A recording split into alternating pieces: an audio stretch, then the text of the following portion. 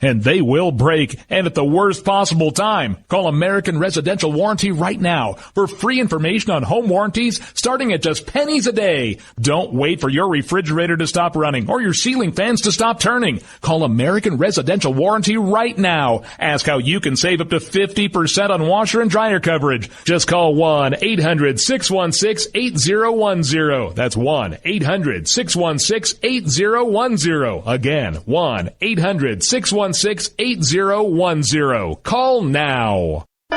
Attention business owners. We know that owning a business means getting things done right now. So if your right now list includes a new building, call the Right Now Company. General Steel. We can design a building for your business quickly and save you thousands of dollars. That's right, thousands. You may think General Steel only builds large projects or that you can't afford General Steel quality. Well, check these prices. How about a 40 by 60 foot building for under $22,000 or even a 50 by 100 for under $35,000? That's right, a 5,000 square foot building for under $35,000. And these buildings all have General Steel quality. Best of all, you can still order a building and have it delivered in time to build this year. How's that for right now? So if your right now list includes a new building, call the Right Now Company, General Steel. 800-393-5756. 800-393-5756. 800-393-5756. That's 800-393-5756. Tired of paying outrageous prices for Viagra? Well, we have great news for you. Now you can finally get Viagra at huge discounts. Healthy Man allows you to save up to $500 on Viagra. Why pay U.S. pharmacy prices of $15 per pill or more when you can get Viagra for less than $3 a pill? Call today and get 40 Viagra pills for only $99. This can cost as much as $600 at your local pharmacy. You can't afford not to call us. If you want Viagra at the lowest prices, never pay $15 a pill pharmacy prices again. Get Viagra for less than $3 a pill. Call 800-595-2614 today and save up to $500 and get 40 pills for just $99. Healthy Man is fast, easy, and affordable. Operators are waiting at 595-2614 to take your call now. Call 800-595-2614. That's 800-595-2614. Again, 800-595-2614. Boy, man, I had a rough night's sleep. Boy, I got a letter from the IRS yesterday and I just couldn't sleep. Man, I'm dying here. Somebody help me. IRS problems affect more than just your finances. If you're ready to take back control of your life and you owe more than $10,000, you need to call the tax doctor. Their expert staff can immediately protect you from the IRS and state collectors and get you the best possible tax settlement guaranteed. The IRS has recently released new programs geared in helping struggling taxpayers, where you may qualify to settle your tax debt and wipe out up to 85% or more of what you currently owe. If you owe $10,000 or more in back taxes, call the tax doctor right now. See if you qualify to pay less. 800-989-1694. 800-989-1694. 800-989-1694. Again, 800-989-1694. On the battlefield, there's a saying America's military men and women live by. Never leave a fallen warrior behind. Ever. Off the battlefield, Wounded Warrior Project operates with the same goal. We leave no warrior behind. Wounded Warrior Project is a non-profit organization created to help our men and women returning home with the scars of war. Whether those scars are physical or mental, we're here to make sure that they heal. And whether it's helping those with post-traumatic stress disorder live a normal life again, or giving much-needed support to injured warriors in veterans' hospitals. Because no one deserves our help more than the men and women who risk their lives to keep us safe. Wounded Warrior Project. We never leave a fallen warrior behind. Ever. Learn more about what we do at woundedwarriorproject.org. You want to know what time it is? It's time to bring the rain. Zinc Media. Feel the power of knowledge.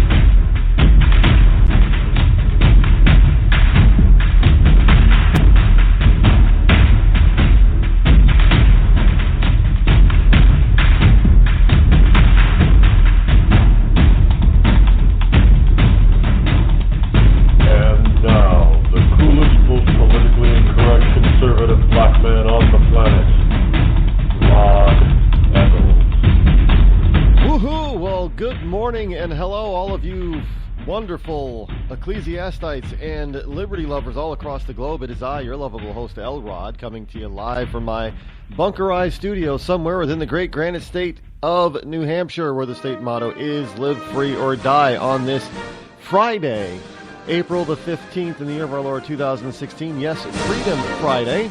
At that, it's kind of ironic that today is today is Freedom Friday, and I'm calling it Freedom Friday simply because this is the traditional tax filing day here in the good old USA, tax filing deadline. But alas, this year that is not the case. This year you have until Monday, the 18th, to file. Now, I don't know the real reason. There's no holidays around, but I guess they don't want the tax filing deadline to end on a Friday. Yeah, do you know when the greatest number of heart attacks happen in the United States? Sunday evening through Monday morning. Yeah, that's the time frame. So I guess the IRS wants to be able to contribute to the United States heart attack rate by letting everybody wait until Monday, this Monday, in order to file. Hey, one of the least time frames for heart attacks is Saturday morning. Yeah, I guess they don't want to contribute to changing that at all by having. Okay, you mail off your IRS form and on that Friday, and then Saturday morning you realize you probably made a mistake and you're going to get audited, so you have a heart attack.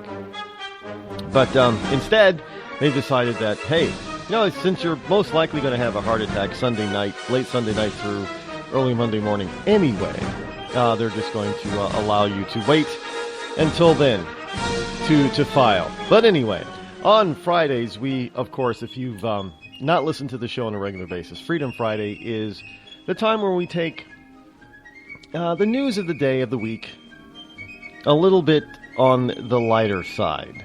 We try to be a little bit lighter in order to facilitate our enjoying the weekend and what freedom we have left over the weekend, because most of us work Monday through Friday. Many of us work shift work and weekend work. I get that. But for most of us that have jobs, we take the weekends off. And for those of us who don't have jobs, well, then the weekend really means nothing to you anyway. Every day is the weekend for you. And unless, of course, you're one of those people that takes getting a job seriously and you run around during the week acting like your full-time job is to look for and land a job. And there are some people out there who do that. And I congratulate them on that. But that's how we like to roll here at the Rod Eccles Show. Don't forget, this is the last scheduled episode of the Rod Eccles Show here in the bunkerized home studio, because Monday morning at 9 a.m. we shall begin broadcasting with our friends over there at LVM 90.7 FM in Manchester. Yay. Perfect timing. Anyway, getting it off on a good note this morning. Belgian. Yeah, and for all you, I've got a number of different tech issues this morning. Well, not issues, but complaints. And I swear I wish I was a techie, because I'd stop all this crap. Now, first of all, I get up this early this morning, and my computer tells me that it's downloaded and updated itself, Windows. Now, I distinctly remember turning off the auto update feature on this particular computer. And yet somehow Microsoft auto updated my computer. Now that kind of upsets me, because then I have to wait 15 minutes for this thing to reboot itself and reconfigure and do all that kind of crap that it's, for the update for Windows. I'm thinking, wait a minute. So I go into the area, that when it gets back up and running, I go back to the area where it says, do you want, the to automatically do the Microsoft updates. And the no, I do not, is still clicked on. So how the hell did I get an automatic update? I don't know. Well, it's gotten me a little concerned by that. I mean, these people are getting into my computer without me wanting them to. Even when they give me the permission to opt out, I'm somehow not opted out. And I'm thinking to myself, this kind of stuff is going way beyond usefulness and way beyond tolerance. And I'm thinking to myself, there's got to be a way to block and stop this kind of crap. I mean, look, even the FBI director, you know that little camera on your laptop that's built into your laptop? Even the FBI director covers his. Now, look, there was a story earlier this week about him doing that. And that some people were making fun of him. And they can make fun of him all he wants.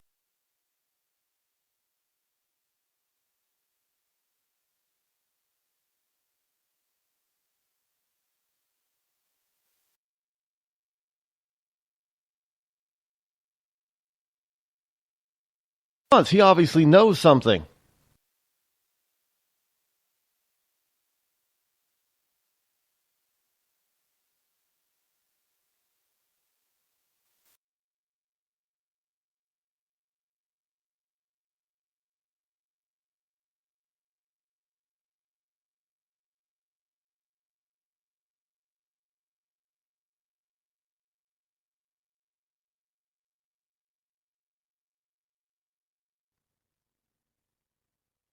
If you look, there is a Shark Tank, Shark Tank, Friday nights, Shark Tank.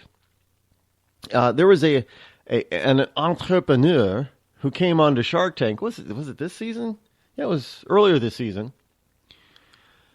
Who came onto the Shark Tank looking for an investment from the sharks so he could build his company that makes this little clip-on device that covers your laptop camera, your built-in laptop camera.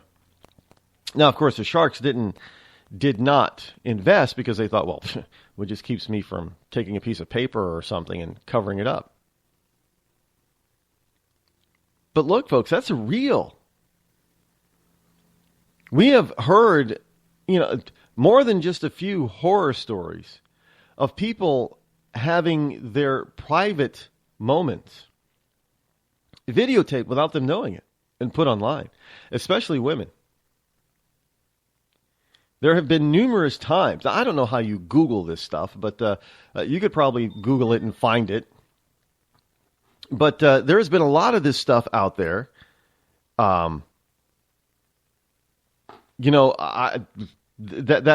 been posted of women. They have their laptop. Most people. I used to do this. Most people put their laptop up in their bedroom or something. And it's their desk is usually, or wherever they put this thing, is usually facing towards the bed or the private quote unquote area of the bedroom. Well, most people did not realize that their camera was on because there's no light. There's no, I don't know why computer manufacturers don't do this, but there is never any indication of whether or not that built-in laptop camera is on or not. There is no indication. You don't know.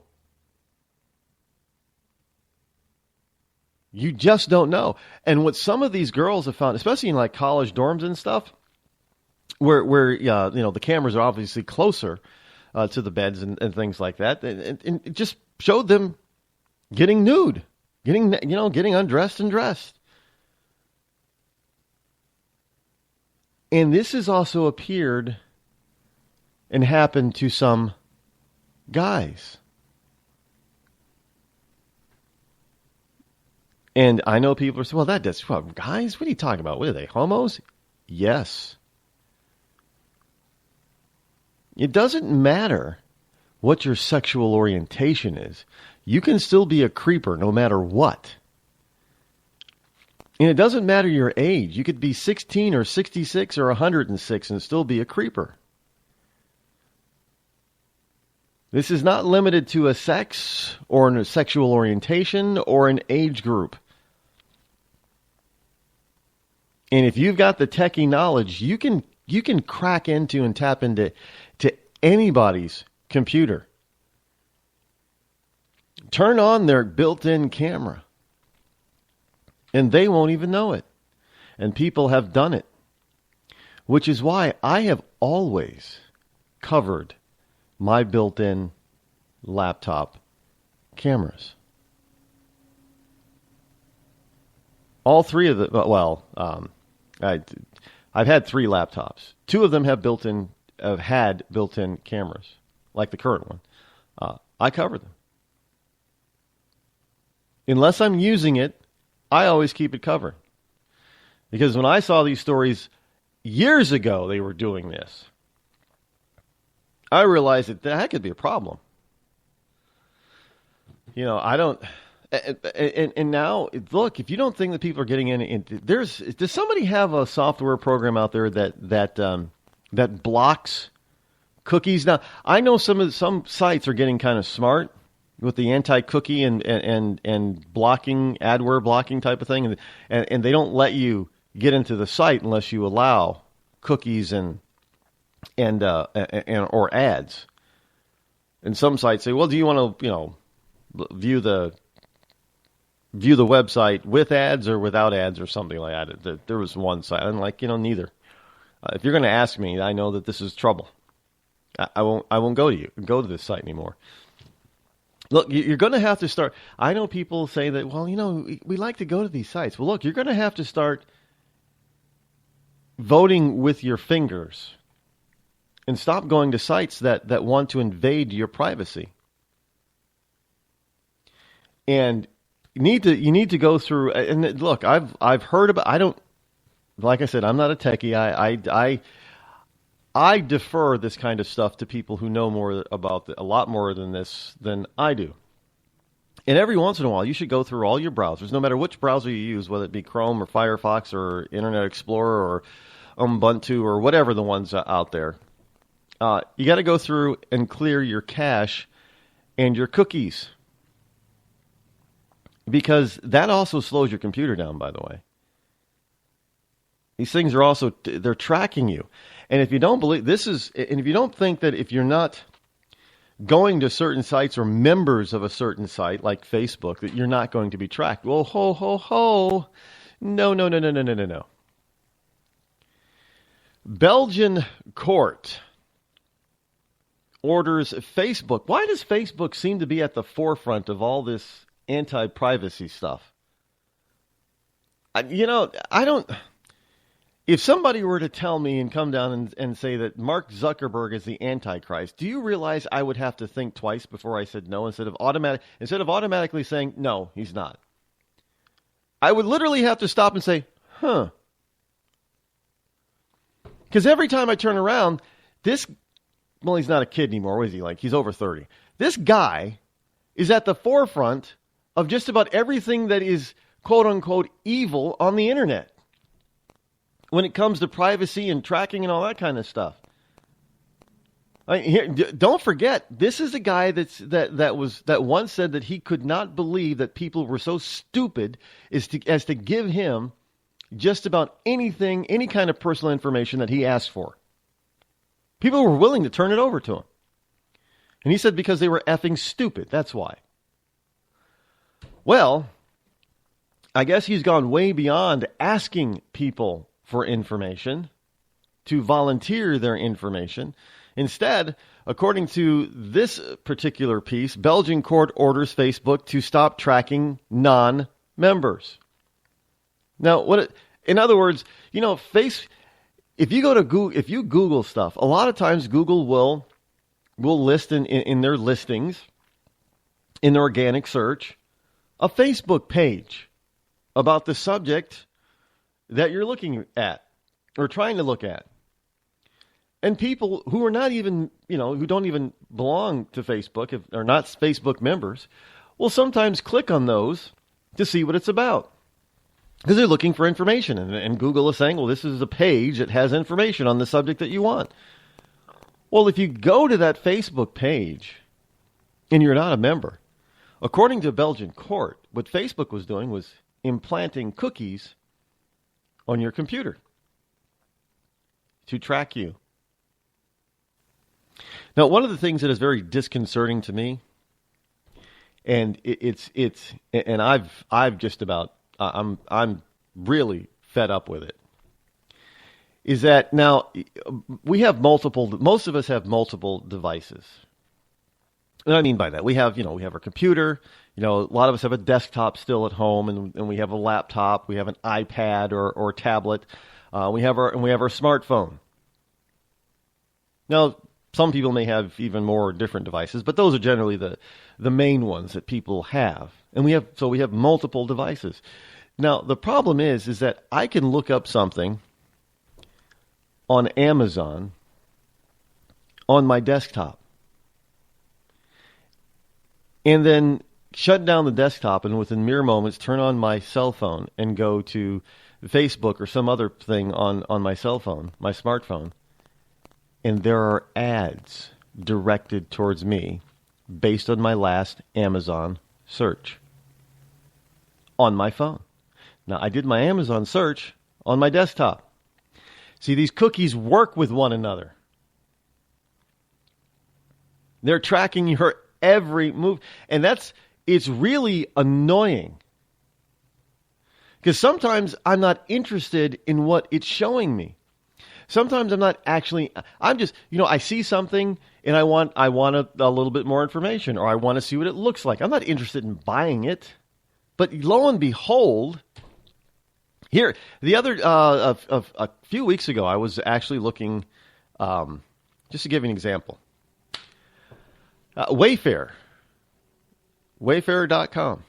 Now, I didn't realize that Wayfair was a greater Boston area based online retailer, home goods retailer. I didn't realize that they were based in the greater Boston area. Now, I have purchased stuff from Wayfair before, and I was rather happy with the purchase. So when the story came out talking about can Wayfair, should Wayfair grow, or should it stay under Amazon's radar? As because they're competing directly with Amazon when it comes to home goods, not books and other stuff, but anything to think of Wayfair as like the store Home Goods. That's Wayfair basically. So the story was about Wayfair was growing, and it was growing rather fast. But the story was asking whether or not those who are in charge of Wayfair, if they should measure and slow their growth as to avoid the direct wrath of Amazon. Meaning, if Wayfair grows too big too fast, will Amazon come after them? So they're evidently Wayfair is playing this delicate balance to not raise the ire of Amazon. That's pretty sad in and of itself that people have to worry about that. But so I thought, well, hey, I've shopped at Wayfair before. I liked the quality and the price and the delivery of the items that I got from Wayfair. So I did a little bit of research to see, what's their stock price, all that kind of stuff. Would I be able to invest if I wanted to, that kind of thing. And next thing I know, I'm getting ads on all of my devices about Wayfair. Are you kidding me? This has got to stop. And so I know on one of my devices, I went to start eliminating cookies. And I got rid of all the cookies. And then as I start going to sites that I normally go to, it asks me before it lets me view its site to allow cookies. I'm like, oh, hell no. I just got rid of you. So somebody's got to come up with an app or a software piece, plugin, or what have you, that allows you to get around this cookie crap. Because it's invading your privacy on a daily basis. And so, look, if commercial entities can easily, like Facebook, can easily get your information by implanting a cookie onto your computer, whether you know about it or not, allow it or not, they don't even ask you anymore. I think it used to ask. I think that, companies used to ask for this way back when, in the early 2000s. They don't ask anymore. It just does it. You go to the site and it automatically does it. You don't even know it until you're bombarded with ads from places. Oh, we don't sell your information to anybody. Oh, baloney, they don't. Of course they do. They can claim, well, hey, we don't sell your I love the little, as I say with Paul Ryan, it's not what they say or what he says, it's what he doesn't say.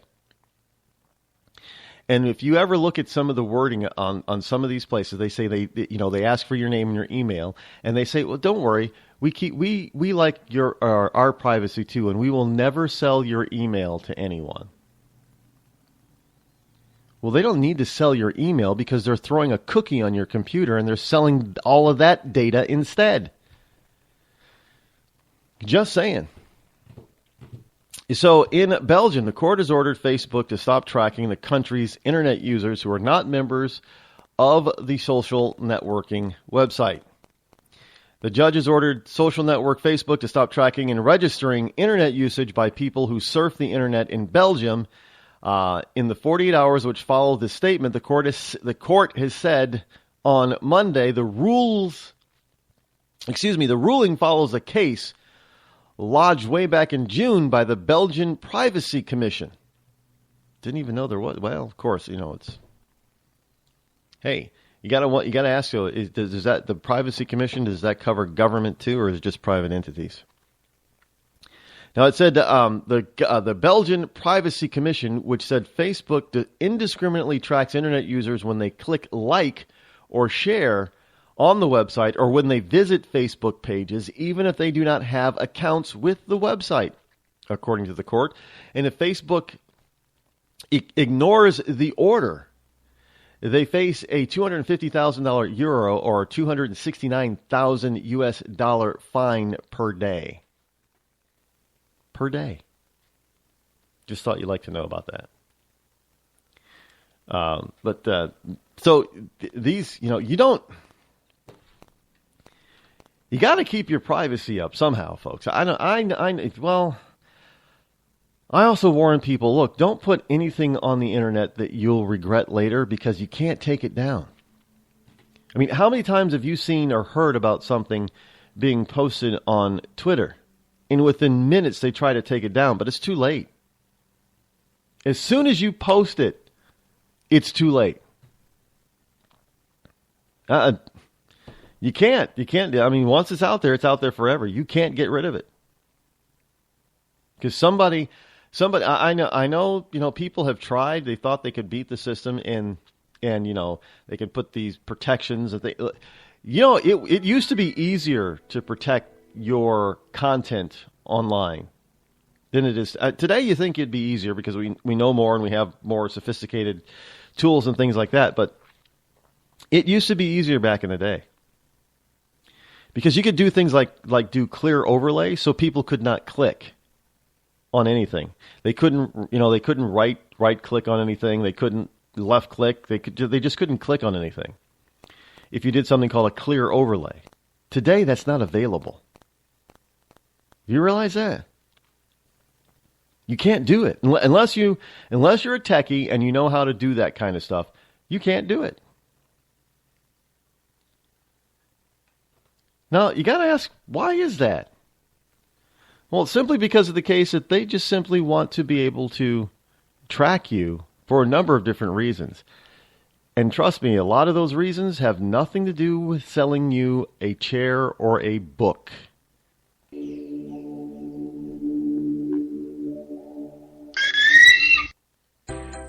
Hey folks, if you're anything like me, you spend a lot of time taking photos with your mobile phone or posting them to Facebook or Instagram.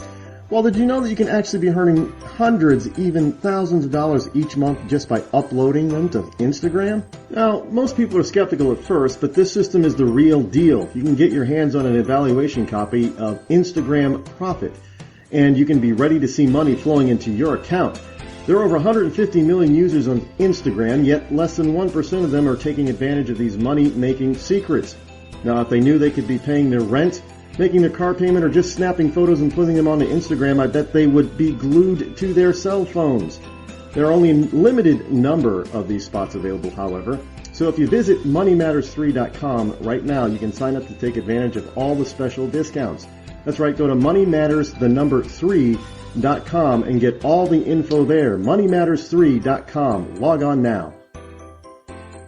When you're ready to take the edge off a hectic day, I suggest you start with a little music from Franz Black. I guess there's lots of ways to look at things that don't seem right. No Worries has just been released on iTunes and Amazon. It's gonna be alright. You can find Franz Black and his music on his website, franzblack.com. F-R-A-N-Z black.com. It's gonna be alright. We've all heard of male enhancement, but now there's an expert on true male enhancement in the areas that really count. In Herb Ellis's book, Husband 2.0, Real Male Enhancement, you'll find answers to questions like, why doesn't she want to have sex? A quick start, quick results workout guide, plus what you can do as a side hustle to make money now. With all the great tips in this book, every man can benefit. Get the book, Husband 2.0, Real Male Enhancement, on Amazon.com.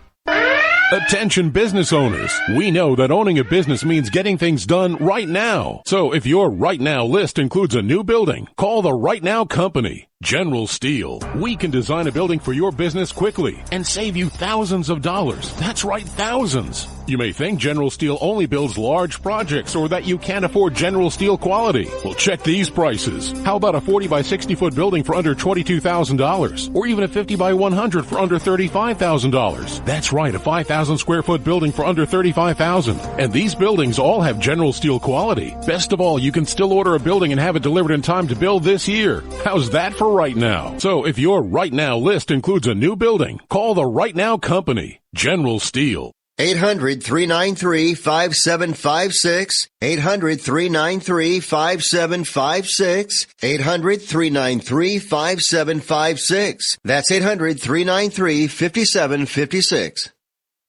It's Thursday night, and you're grabbing drinks with some friends. Started off with a pitcher for the table, which quickly becomes two.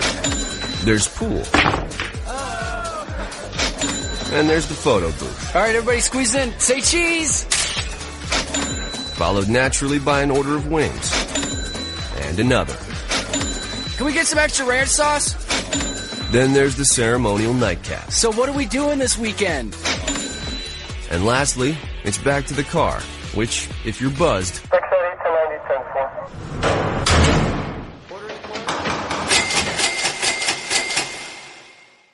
could be the most expensive night of your life. Getting pulled over for buzzed driving could cost you around $10,000 in fines, legal fees, and increased insurance rates. Nothing kills a buzz like getting pulled over for buzzed driving, because buzzed driving is drunk driving. Brought to you by the National Highway Traffic Safety Administration and the Ad Council. It's finally here, an easy service business with a 24-year record of success. Before now, this service was only available in Hawaii. For the first time, Curb to Curb is offering our complete business model to entrepreneurs in every state in the country. No franchise or licensing fees. You own and control 100% of the business. You can easily double your money in 30 days. For just $5,000, you can fast-track your future. Just visit our website at curbtocurb.us. That's curb, the number 2, curb.us, and own this amazing money-making business today. And start now to change your life forever. You're listening to me, your lovable host, L. Rod, here on the Rod Eccles Show.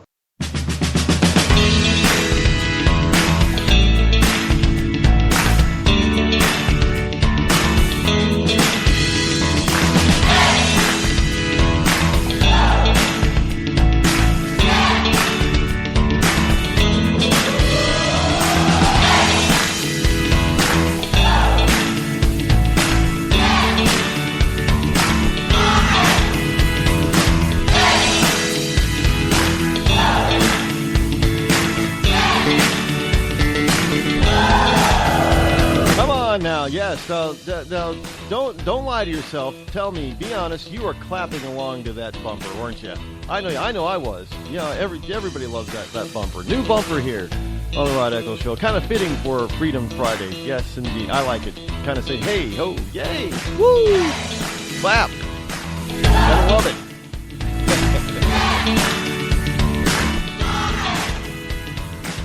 Anyway, welcome back, folks. Welcome back to the Rod Eccles Show. I am, of course, your lovable host, Elrod.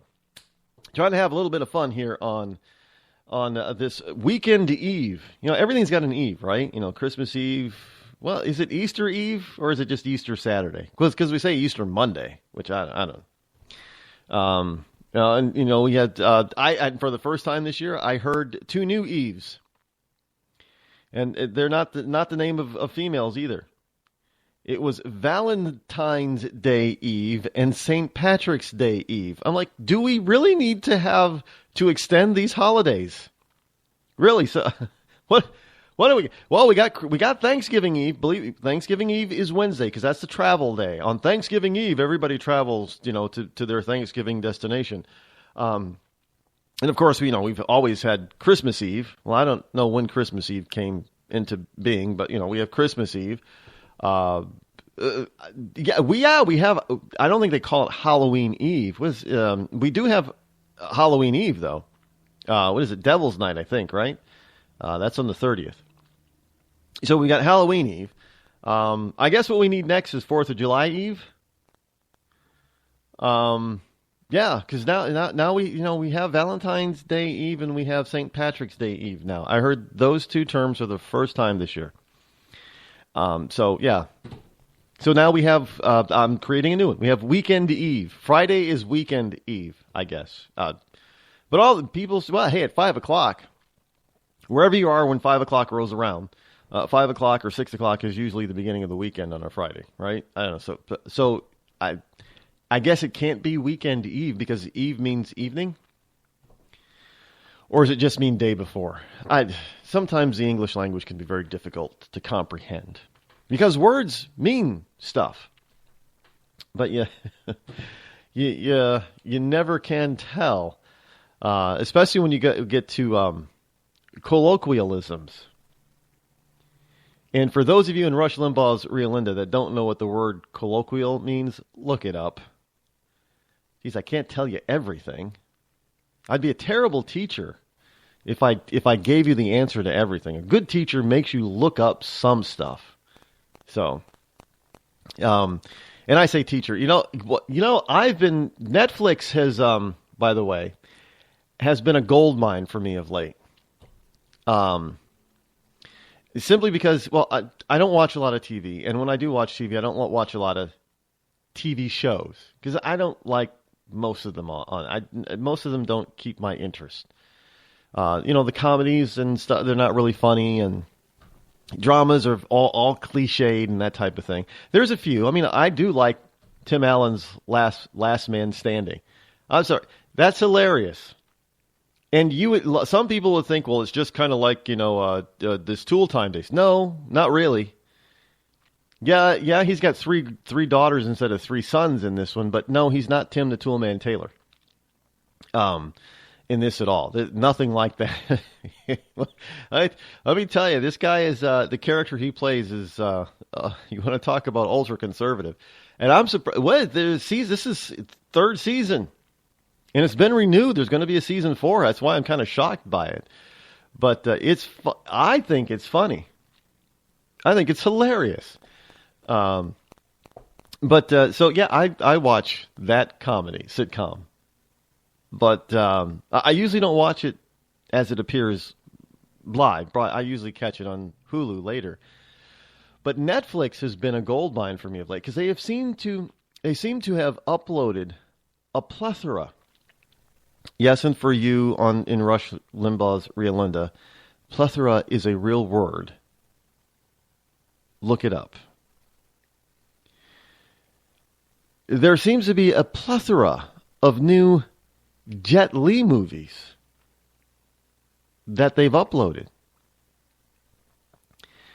And look, for those of you who don't don't really follow Jet Li, you have to understand he's a Chinese martial artist. He's not an American martial artist. And he's like Jackie Chan. There's a lot of Jackie Chan stuff on Netflix too, I've recently learned. And both of them have got a deep repertoire of movies that they've done going back 20 years or more. And Netflix has been uploading a number of their movies. Now, most of them are dubbed, and the bad English dubbing to Chinese, it just doesn't work. It's funny as hell, but and their voices sound nothing like they really, their dub voices don't match who they really are. But so yeah, every once in a while I'll catch a Jackie Chan or a Jet Li flick, and it's kind of fun. I'm into that kung fu chop suey, badly dubbed fake, kung fu Chinese movies anyway. They call them, remember Clint Eastwood got his career really started by what they call spaghetti westerns. He did a lot of Western movies in his early career that were actually filmed in Italy, which is why they call them spaghetti westerns. So I call all of those kind of badly dubbed Chinese kung fu movies spaghetti kung fu movies. But they weren't obviously filmed in Italy. I just use that term just so people understand what I'm talking about.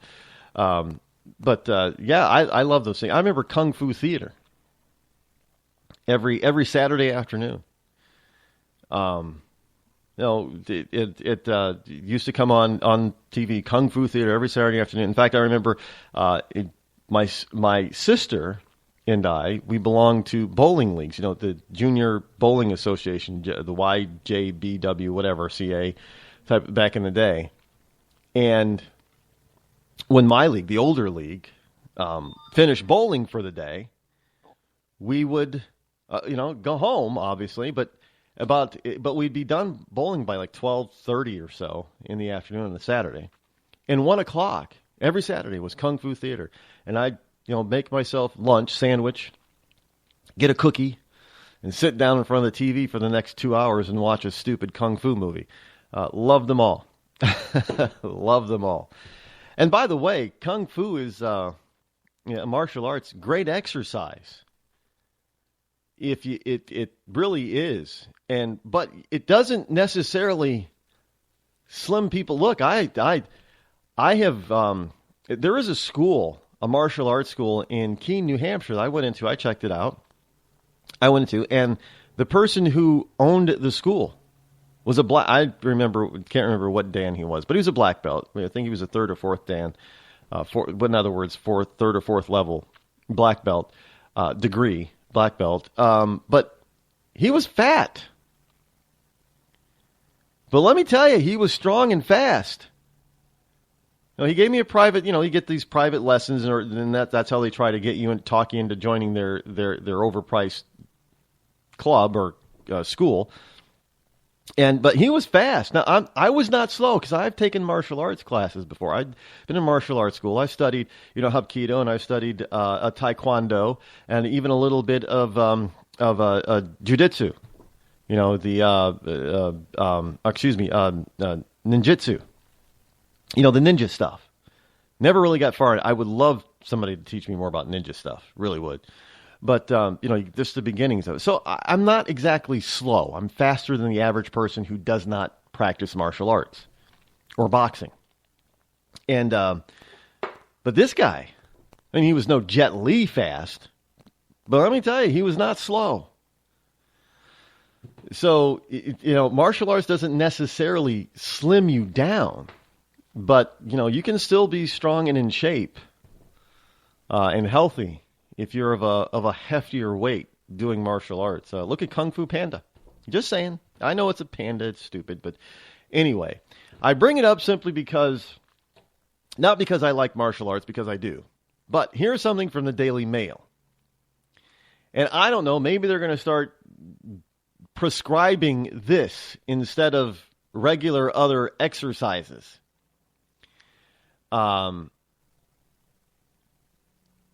Does sex count as exercise? Well, according to this article, this piece, it all depends on how lazy you are. During sex, the body works at an elevated rate similar to when you're exercising. It leads to higher heart and respiratory rate and heightened blood pressure. It equates to about 75% of what would be reached doing exercise. And I do remember over the past few years, there have been studies that have said that, intense, prolonged sexual activity I guess you got to do it for an hour, can burn as much as 700 calories per hour. Well, that's an intense workout. I'm just bringing it to, look, well, some people have, because of some of the things that I've said, some people think on the air, people think, well, geez, are you a prude, Rod? You're a Christian prude, aren't you? Well, no, not really. Look, I'm looking now that they've said that sex can be an exercise workout. You can burn calories. 75% of your rate, your heart rate and things like that, of exercise level could be so if you go more intensely, it could be more than 75%. So I'm waiting for, Sean T, who's the current reigning TV exercise guru. And I say that because I see his infomercials everywhere. If you're sitting in front of your TV on a Sunday, there's nothing on because all the channels are loaded with infomercials. And they're loaded with infomercials from, one of the Shark products. I'm so sick of seeing Shark. I don't know, the Shark mop, the Shark vacuum, the Shark broom, the Shark this, the Shark that. I'm sick of seeing Shark. It's either it's Shark or it's a Sean T infomercial about one of his many exercise products that aren't necessarily cheap, just for 4 easy installments of $33.33 or something like that. And if you act now, we'll cut one of those payments, so it's only 3 payments of $3. And people fall for this stuff. I'm not saying it doesn't work. Look, I've got one of Sean T's exercise packages. I do. Bought it quite few years ago. It was like $130 for the whole thing. It works. I use it. It works. I've also done Billy Blank's Tybo stuff. That also works. It's fun. It is fun. But I think I like Tybo a little bit better. I think the Sean T is more intense, but I like the Tybo more because it incorporates martial arts more than anything else I've ever done. That's the whole point of it, really.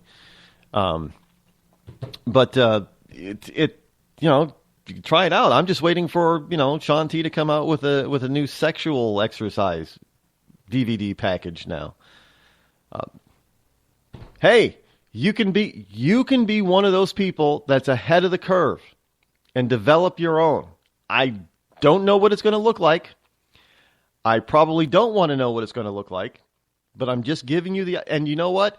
I'm giving you this free of charge. No 1% royalty requested on this one. Go ahead. There probably is videos out there for that. You could probably find them on YouTube. I wouldn't doubt it. And I know some of you are looking right now, aren't you? I caught you. Some of you are looking it up right now. So I don't... Yeah, unless you're lazy, I guess, this... So sex can be exercise. And in order to keep our souls from being damned, I have to bring you this next story. Next story also from the Daily Mail. And this is about the new Kentucky attraction. Noah's Ark attraction. If you haven't heard about this, there's this company that is building what they claim to be a life-size replica of Noah's Ark. Now, I've seen pictures of this thing, and it's freaking huge. I mean, it's huge. And for those of you who are from New York State, upstate New York, you know who that's from. And it's not Donald Trump. This Noah's Ark is huge. It's an attraction that they're trying to hire employees for. Now, here's the rub for that. And after that sex scandal thing, I probably shouldn't use the term rub. But here is the hey, it's Friday. Here is the rub for the attraction to be an employee of the attraction in Kentucky at the new Noah's Ark. You must be Christian and profess Christ as your Savior.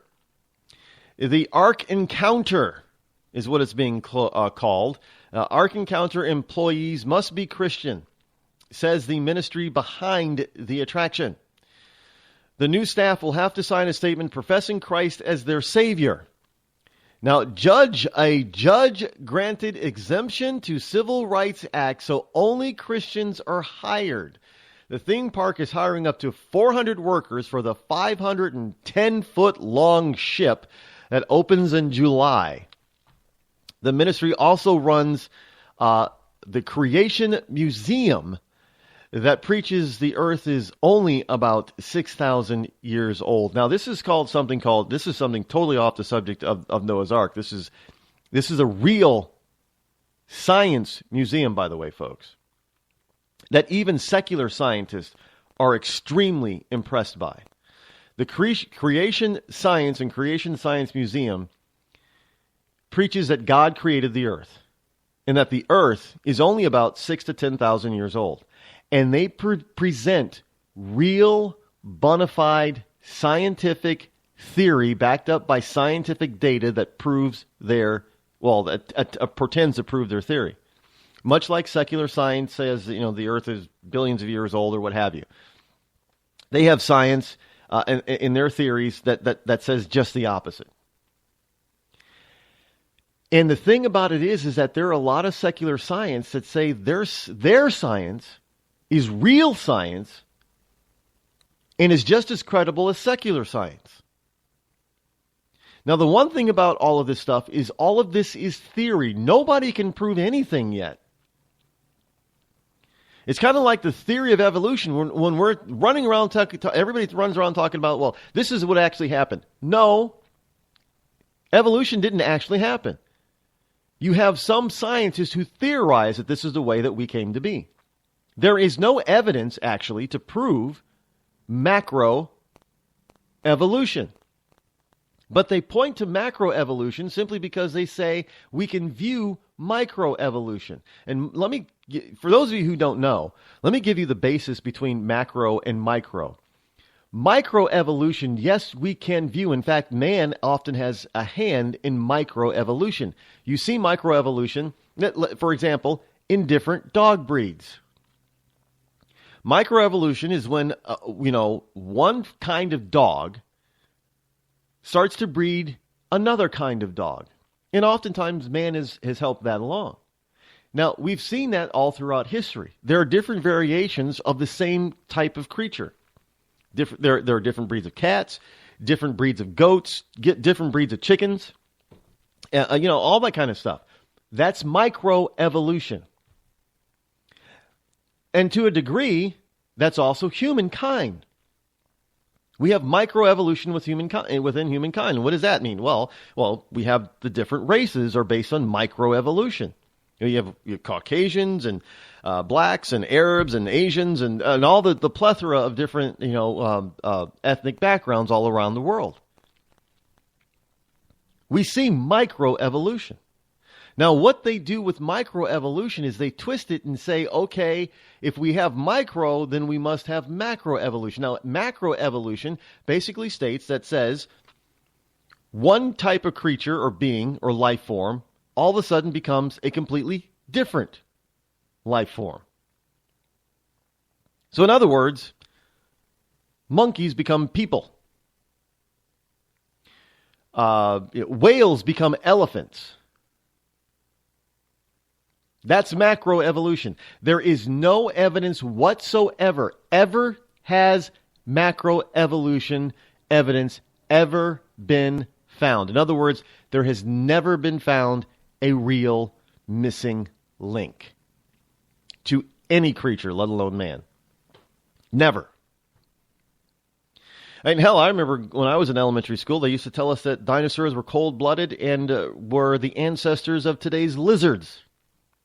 Now they're telling us that dinosaurs were warm-blooded and are the ancestors of today's birds. So in other words, they don't know. So when you have real, honest scientists, and they look at all the theories in the data, and they look at is the potential data credible? Is their theory credible? And you've got some secular scientists who are saying that Christian science is just as credible as secular science. And we can't, at this particular juncture, we really can't prove scientifically, definitively, any of the theories that we have going on when it comes to the creation of the universe and this planet and humankind. You know, we have our theories. And I know you got some religious people that say, well, Rod, God said, God created. That's not a theory. Well, yeah. Me being a Christian, I got to tell you, it is.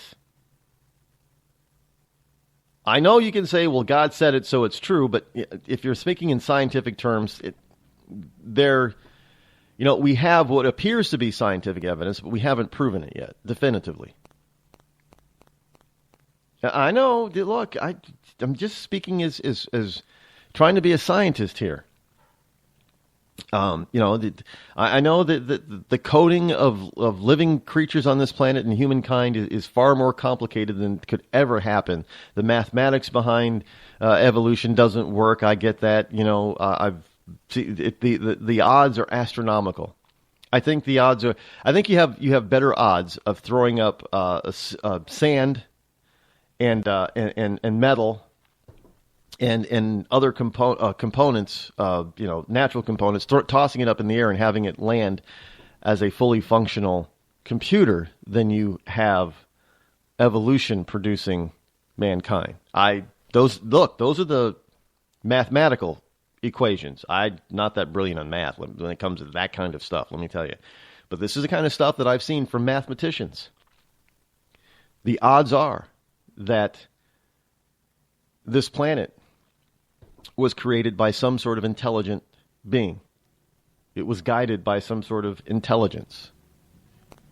Whether that's God or it's aliens, I don't know, but it just didn't happen by itself, as the evolutionists would have you believe. There's something else that had its hand in our current existence. Just saying. But anyway, so you got to be a Christian. And I'm sure that the ACLU is probably going to be on top of this. But really, why would you want to be, why would you want to be an atheist and work at a Christian museum? Trust, they'll probably try to. I'm sure they will. Give a man a fish and you feed him for a day. Sign him up for the Box of Bait Club and he'll never be hungry again. The Box of Bait Club is a brand new dream come true for every fisherman. Something new and different in your tackle box every month. Every month, another excuse to get outside and do what you love. Don't let this one get away. The Box of Bait Club is currently accepting a limited number of pre-orders with subscriptions starting at $39.95 per month. Find out more now. Log on to boxofbaitclub.com. I'm just so happy my father had a chance to see his kids before he passed. I just want to say thank you. When her father fell ill, the American Red Cross was able to help get Veronica's brother home from the Navy to speak to his father one last time. It's thanks to your donations that we can connect military families when they need it most. Please donate today at redcross.org. When our water heater broke down last month, it was a nightmare. It took 5 hours for the plumber to show up, and he charged us a couple of $100 just to come out. And then it cost another $1,800 to put in the new water heater. By the time it was all said and done, I felt like I'd been taken. But what else could I do? The smartest thing you can do is get a home warranty from American Residential Warranty. Their home warranties pay to repair or replace all your major appliances when they break, and they will break, and at the worst possible time. Call American Residential Warranty right now for free information on home warranties starting at just pennies a day. Don't wait for your refrigerator to stop running or your ceiling fans to stop turning. Call American Residential Warranty right now. Ask how you can save up to 50% on washer and dryer coverage. Just call 1-800-616-8010. That's 1-800-616-8010. Again, 1-800-616-8010. Call now.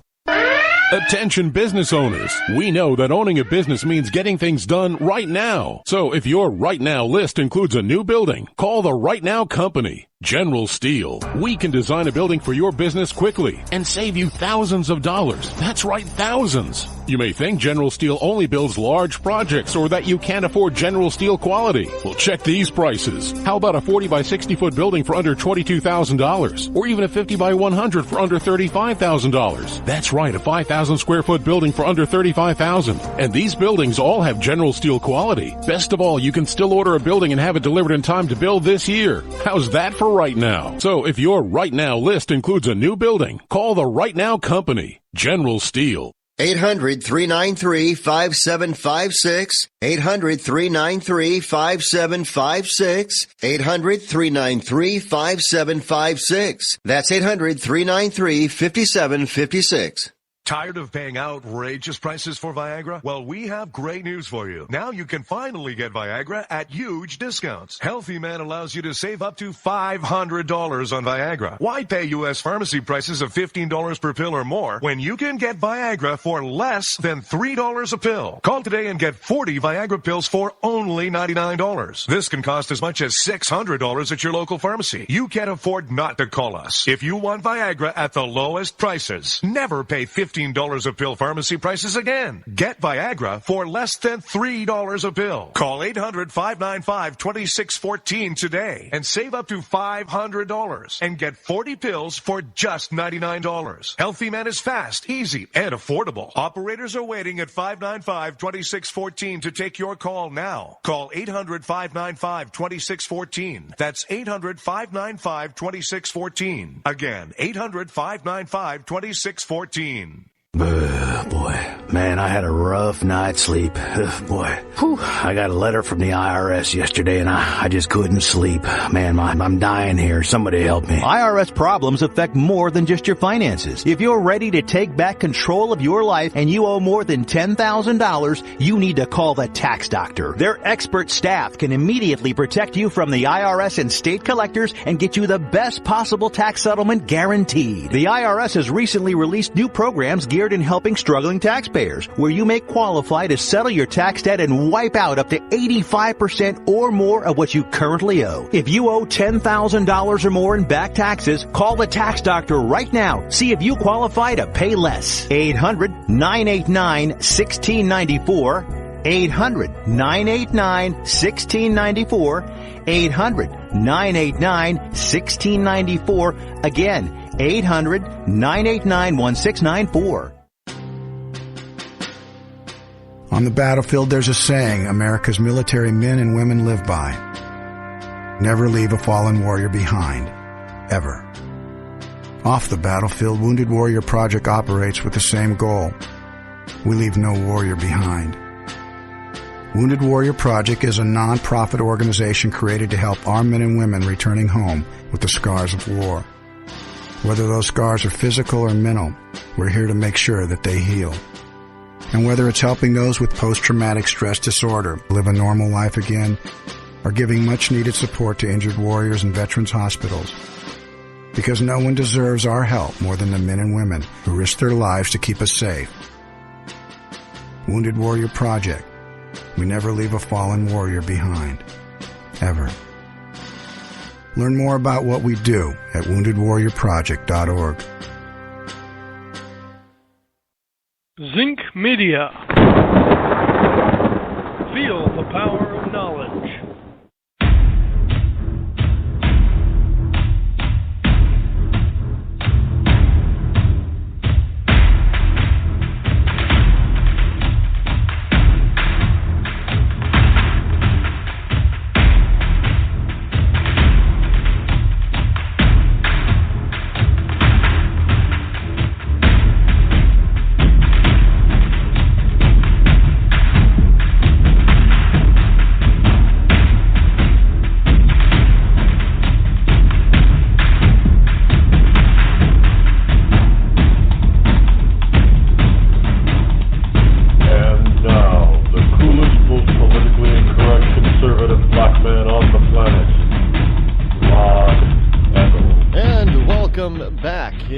Your lovable host, Rod, coming to you live once again from my bunkerized studio somewhere within the great grand estate of New Hampshire, where the state motto is live free or die. It is not big government or bust, never will be, never has been.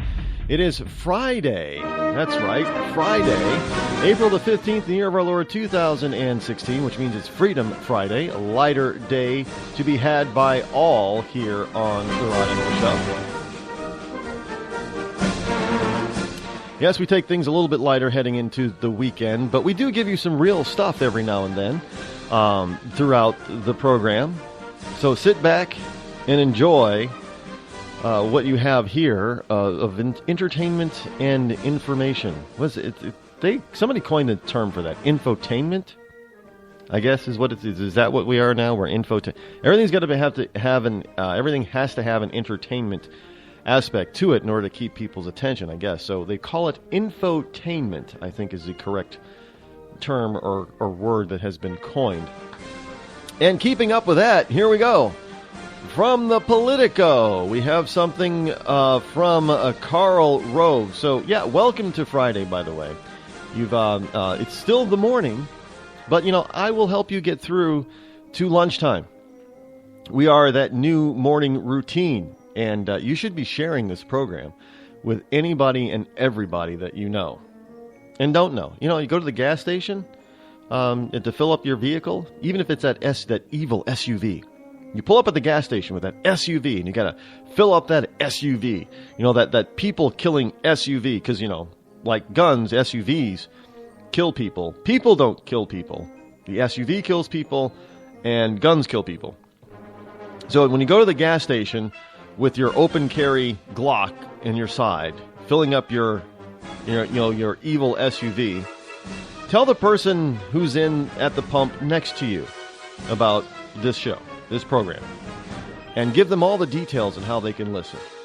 And then with your open carry Glock at your side, replace the evil fuel pump nozzle back into the pump, and jump back into your evil people-killing SUV and proudly drive off into the sunrise, because I'm a morning program, not an evening program. So we can make this everybody's new morning routine. Yeah, dump that other guy. If you've listened to that other guy who's on at this time, I welcome you to this program. And you should be telling all your other friends and family members who follow that other guy to come on over, look, he's kind of turning into a nut job. I'm not the one that's saying it. There are a lot of people that are saying he's turning into a nut job. And even some people who support Cruz think that the other guy who's got a morning show on at this very time is turning into a nut job. Now, I've said that I think that sometimes he says some things are nutty, but I don't listen to him regularly. But people who do are telling me that, yeah, he's turning into a nut job. So I'm not nutty, at least not yet. So come on over here and make this program your new morning routine, 9 to noon. So I'll get you through your mornings. To lunch. I can only promise that. I'll get you through to lunch. That's it. Welcome aboard. So, back to Politico and Karl Rove. Karl Rove, his PAC, Karl Rove backed a PAC, Political Action Committee, is warming up to Trump, believe it or not. I know some of you out there are like, no. Yes, this is what the Politico is stating. The strategist publicly questions Trump's electability, but privately, the Karl Rove backpack, not backpacked, but backed pack. You got to be careful. Kind of like ask and axe. Hey, can I ask you a question? No, but you can ask me a question. So it's a Karl Rove backed pack is telling donors of this Karl Rove backed pack privately that Trump can indeed win. That's right. Karl Rove has publicly blasted Donald Trump as a petty man consumed by resentment and bitterness, with little gravitas and almost no chance of beating Hillary Clinton. We've heard that drum beating for months. Trump can't beat Hillary. Trump can't beat Hillary. Trump can't beat. Well, Hillary is having trouble beating Bernie Sanders. So what do you mean Trump can't beat Hillary? It's like Hillary can't be beaten? Well, she's almost not beating Bernie. And actually, if the DNC weren't, and I hate to use this term because I explained this yesterday why it's not cheating, but if the DNC were not cheating, then she probably would not be winning against Bernie. However, privately, the super PAC conceived by Karl Rove is just suggesting to its donors that it can help Trump win the White House and save Republican senators whose reelection bids could be jeopardized by having Trump at the top of the ticket. Now this is the first time that somebody on the right has admitted to this. Now, they're probably saying, wait a minute now, hold on. Time out. If Trump ends up getting the nomination, or if Trump splits off and goes third party, man, we got troubles here because we're saying this guy can't win. Well, the problem is usually what happens is there's something called a coattail phenomena. Now, depending on the strength of the main candidate of the time, which is usually for president, and if the president does well, if the candidate does well, so do other members of his party. But at the same time, obviously that if the candidate doesn't do well, then members of his party often suffer. Well, there are a number of Republican senators especially that are not necessarily shoo-ins for re-election. And frankly, and some of them have put themselves on the spot by saying, well, I'd rather have Hillary. I'd rather vote for Hillary versus Trump if Trump is the nominee. Well, that's putting them in a very bad position because, you got a lot of Republicans who are looking at this and thinking, they may not like Trump either, but are you kidding me? As a Republican, you're going to publicly support Hillary? Look, this is if Trump loses to Hillary, so will quite a few Republican senators. So it is in their best interest, according to Rove, to make sure and put everything that they've got behind Trump if he's the nominee. And I got to tell you, he's look, Karl Rove is not a very winning political consultant. I mean, he's won some, but he's not all that. Let's just be honest about Karl Rove. But he has some points here. He's making some good points. If the Republican Party is going to insist on dumping on Trump, even if he somehow secures the Republican nomination, those who have dumped on him most are most likely not going to be coming back in 2017. And I think a lot of them have forgotten about this coattail phenomena. That if the candidate either endorses you openly, overtly or covertly, you have a better shot of winning that seat. But if you think that Trump is going to support any of you guys overtly or covertly who have actively pursued him not getting the nomination, look what he's doing to Ted Cruz. When he thinks Ted, because he simply thinks that Ted Cruz stabbed him in the back. This whole thing about lying Ted is nothing to do, I've explained this before. And there's proof of it. This whole lying Ted Cruz thing is merely because Donald Trump saw a video of Ted Cruz stabbing Donald in the back.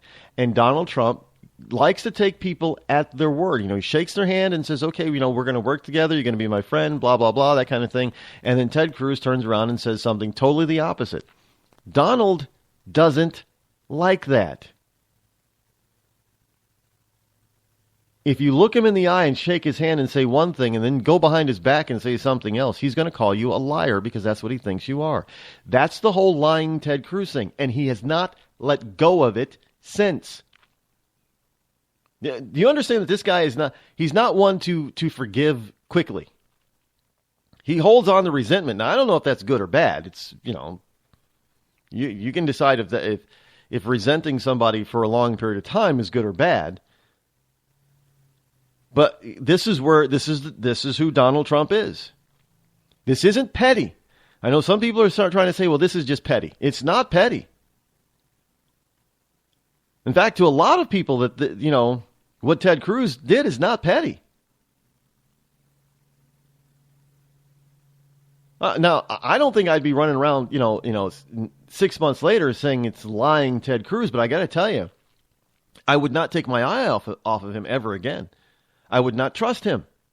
If he did that to me, I would not trust him ever again.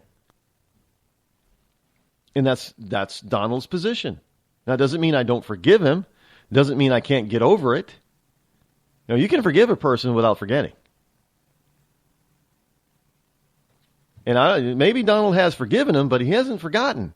And he wants other people to know that he hasn't forgotten. So that's what this continuation of lying. That's what lying Ted is all about. And you Cruz supporters, that is the reason. And I'm sorry, but Ted is on video, kind of like the Romney thing. You remember Romney being taken? Some people said, "Well, Romney's being taken out of context." Well, nobody has said that Ted was being taken out of context. Just let me point that out. There were people that kept saying that Romney was taken out of context, and that Romney himself tried to explain what happened in that video that he was recorded in, and tried to spin it and do, whatever you want to call it. He tried to get on top of it and squash it. Nobody has ever tried to get on top of this Cruz video that Donald Trump keeps referring to when he says, even though he's not saying he's referring to it, but this is what he's referring to when he says lying Ted Cruz. I'm just telling you, you Cruz supporters, nobody has tried to spin it. Now, some of you Cruz supporters think that he did the right thing. Let me tell you something. That is never the right thing. You do not shake the hand of a fellow American and promise them something and then turn around within a few days and say and do something that is completely opposite that stabs them in the back. You do not do that. That is untrustworthy. And to some people in the political world, that's unforgivable.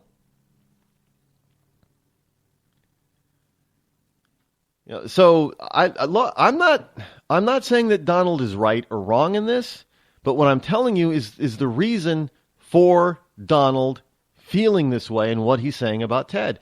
And he's got some legitimate reasons for it. And nobody in the Ted Cruz camp. Look, Ted Cruz came. The Ted Cruz camp tried to put behind them the Ben Carson thing. See, everybody thinks that Donald is referring to the Ben Carson snafu in Iowa for calling him lying Ted. No, this happened before. If you go back, you would hear him calling Ted a liar before the Iowa caucus. Just saying. And so now what we have is we have a bunch of politicians out there lying about Donald Trump. You know, he can't win this, he can't win that.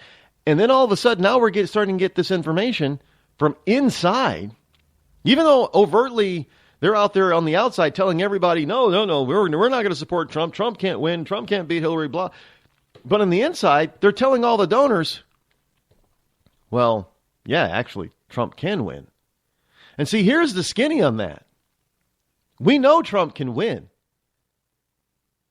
Even the lamestream media knows Trump can win and probably will win, which is why everybody is trying to get Donald Trump out of the race. Do you folks understand that?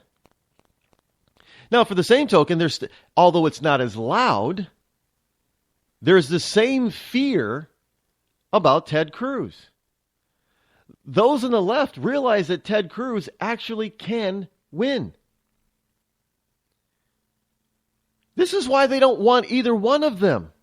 I mean, hell, if all you're going to do is put out all of these wonderful polls that show that Donald Trump would be easily trounced by Hillary Clinton, then why the hell does the left not want him to be the nominee for the Republicans? How is it that they're telling us, oh, come on now, you righties, you want somebody who can win, don't you? You don't want Donald. He can't win. We don't want you to pick Donald. Well, that's a bunch of crap. If Donald Trump is going to be, landslided against, if Hillary's going to landslide Donald Trump, it would seem to me that that's exactly who you want to be running against you. He's going to be an easy win. You're not going to have to spend a lot of money. You're not going to have to try very hard in order to get in the White House. You just say, hey, come on, John. So the reality is that Donald Trump or Ted Cruz, very likely, whoever is the nominee, is very likely going to trounce Hillary Clinton and be in the White House in 2017. That's the reality of it. That's the secret inside numbers that all of these politicos have. Trust me, all this fake stuff that they're giving, that's why I don't believe in all these polls. All these polls are for you and me. The inside tracking numbers, they tell the true story. If you could ever get your hands on the inside polling. Right, let me give you an example. Inside polls became really big around the George Herbert Walker Bush reelection time with Clinton. And I know somebody who was part of the Bush Secret Service detail, then became part of the Clinton Secret Service detail. And let me tell you what he was telling me, without telling me much. He was telling me that inside, in the GW, because everybody was saying, well, George, he could pull this out, he was rising, blah blah blah. He was saying, nuh-uh. He's saying, Rod, the inside skinny here is these people are running around scared to death. The inside polls are telling us that he's going to lose. If he doesn't do something drastic, he's going to lose. And sure enough, he didn't do anything drastic, and he lost. The inside polls are accurate. The outside polls that you and me get, they're not. And right now, from what I am hearing, the inside polls are showing that Hillary Clinton is in deep, deep trouble against either Trump or Cruz. Those are the inside polls. Those are the polls that these people who are in the know, who are running the races, those are the polls that they're conducting and that they're using. Because they need to know this stuff. They need to be as accurate as possible. See, they can foist all this other fake stuff on us all they want to. And they think by doing that, they can, to a certain degree, they can manipulate the public perception and the public vote. And that's exactly what they're trying to do. And this is why the lamestream media is out there saying, well, hey, you want to pick Trump can't win. You need to pick somebody else. Because their inside polls are telling them that Trump can and probably will win.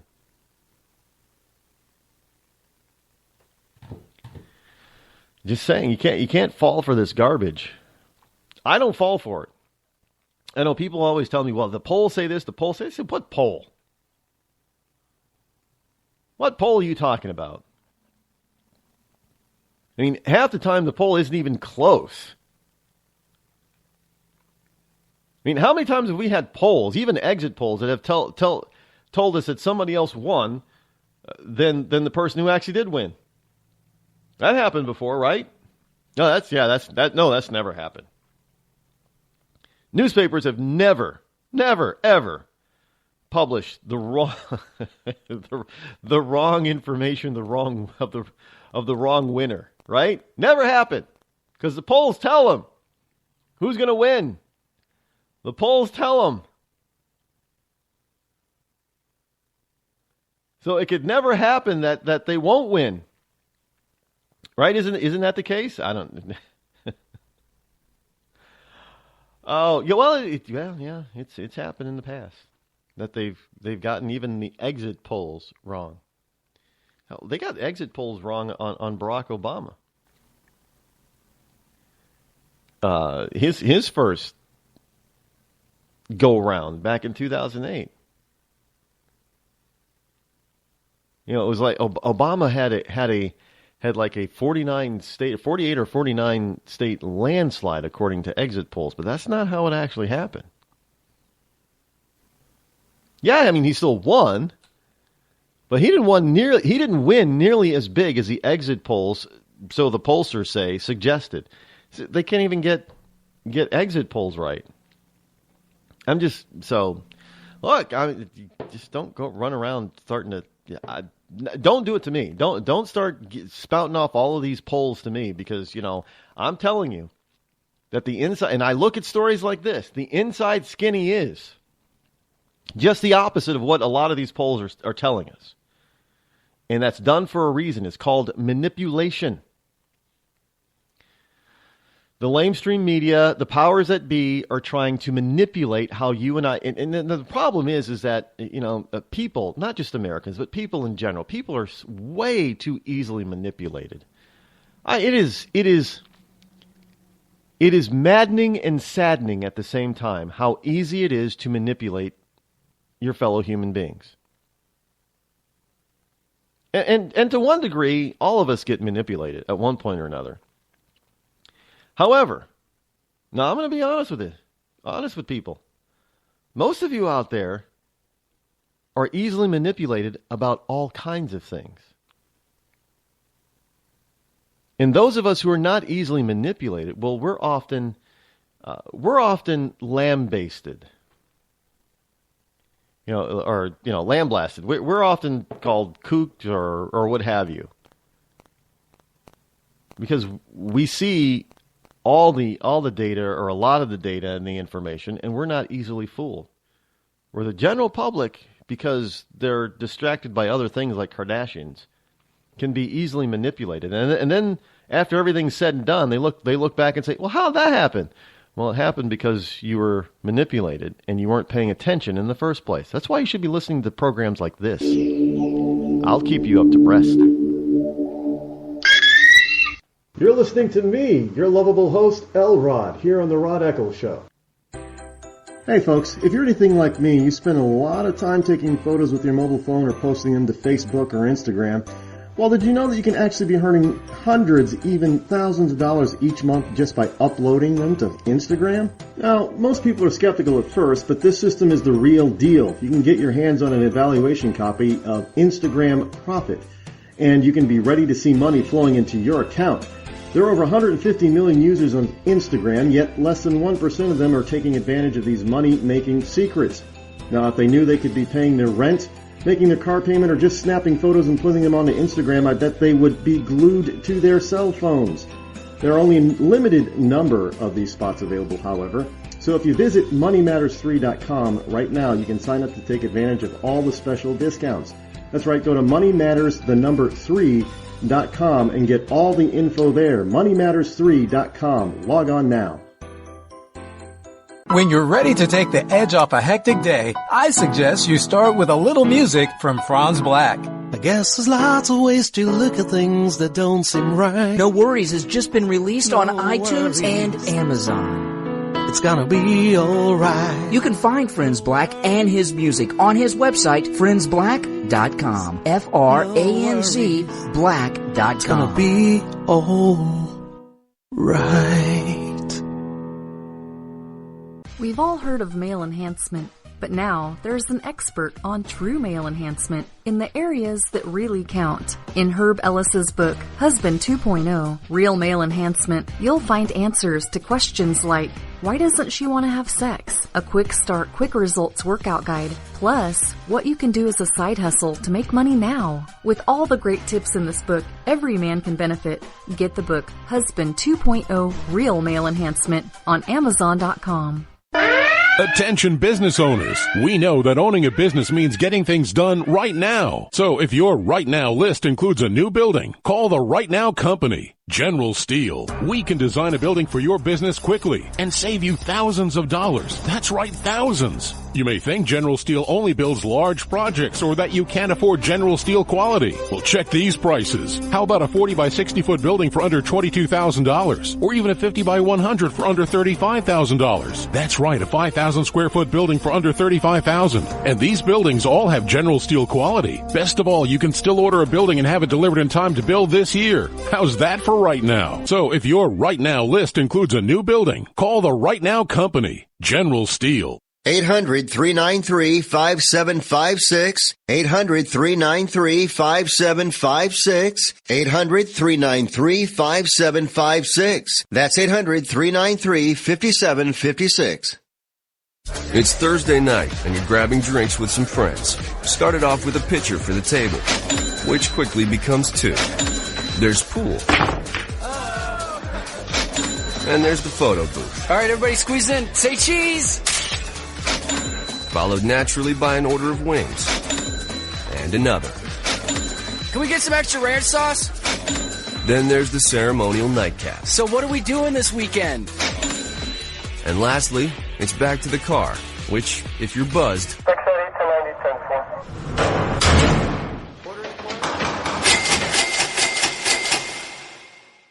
could be the most expensive night of your life. Getting pulled over for buzz driving could cost you around $10,000 in fines, legal fees, and increased insurance rates. Nothing kills a buzz like getting pulled over for buzz driving, because buzz driving is drunk driving. Brought to you by the National Highway Traffic Safety Administration and the Ad Council. It's finally here, an easy service business with a 24-year record of success. Before now, this service was only available in Hawaii. For the first time, Curb to Curb is offering our complete business model to entrepreneurs in every state in the country. No franchise or licensing fees. You own and control 100% of the business. You can easily double your money in 30 days. For just $5,000, you can fast-track your future. Just visit our website at curbtocurb.us. That's curb, the number 2, curb.us, and own this amazing money-making business today. And start now to change your life forever.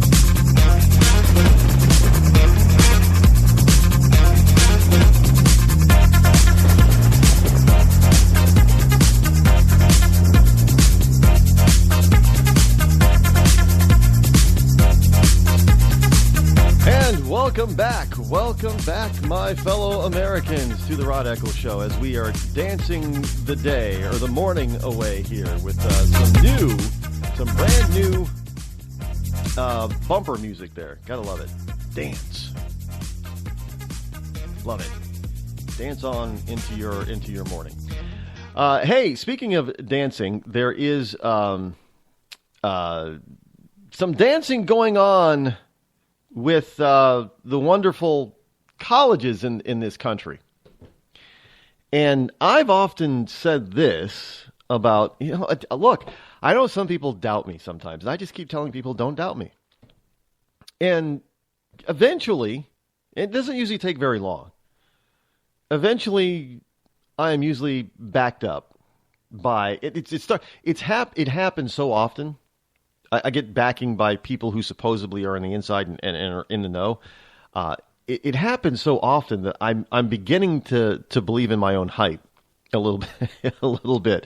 And what do I mean by that? By if I say something on the air here, it doesn't take too long before somebody on the inside or somebody in the know, in the lamestream media or someplace else, or politics, or that writes or says something that proves what I said to be right.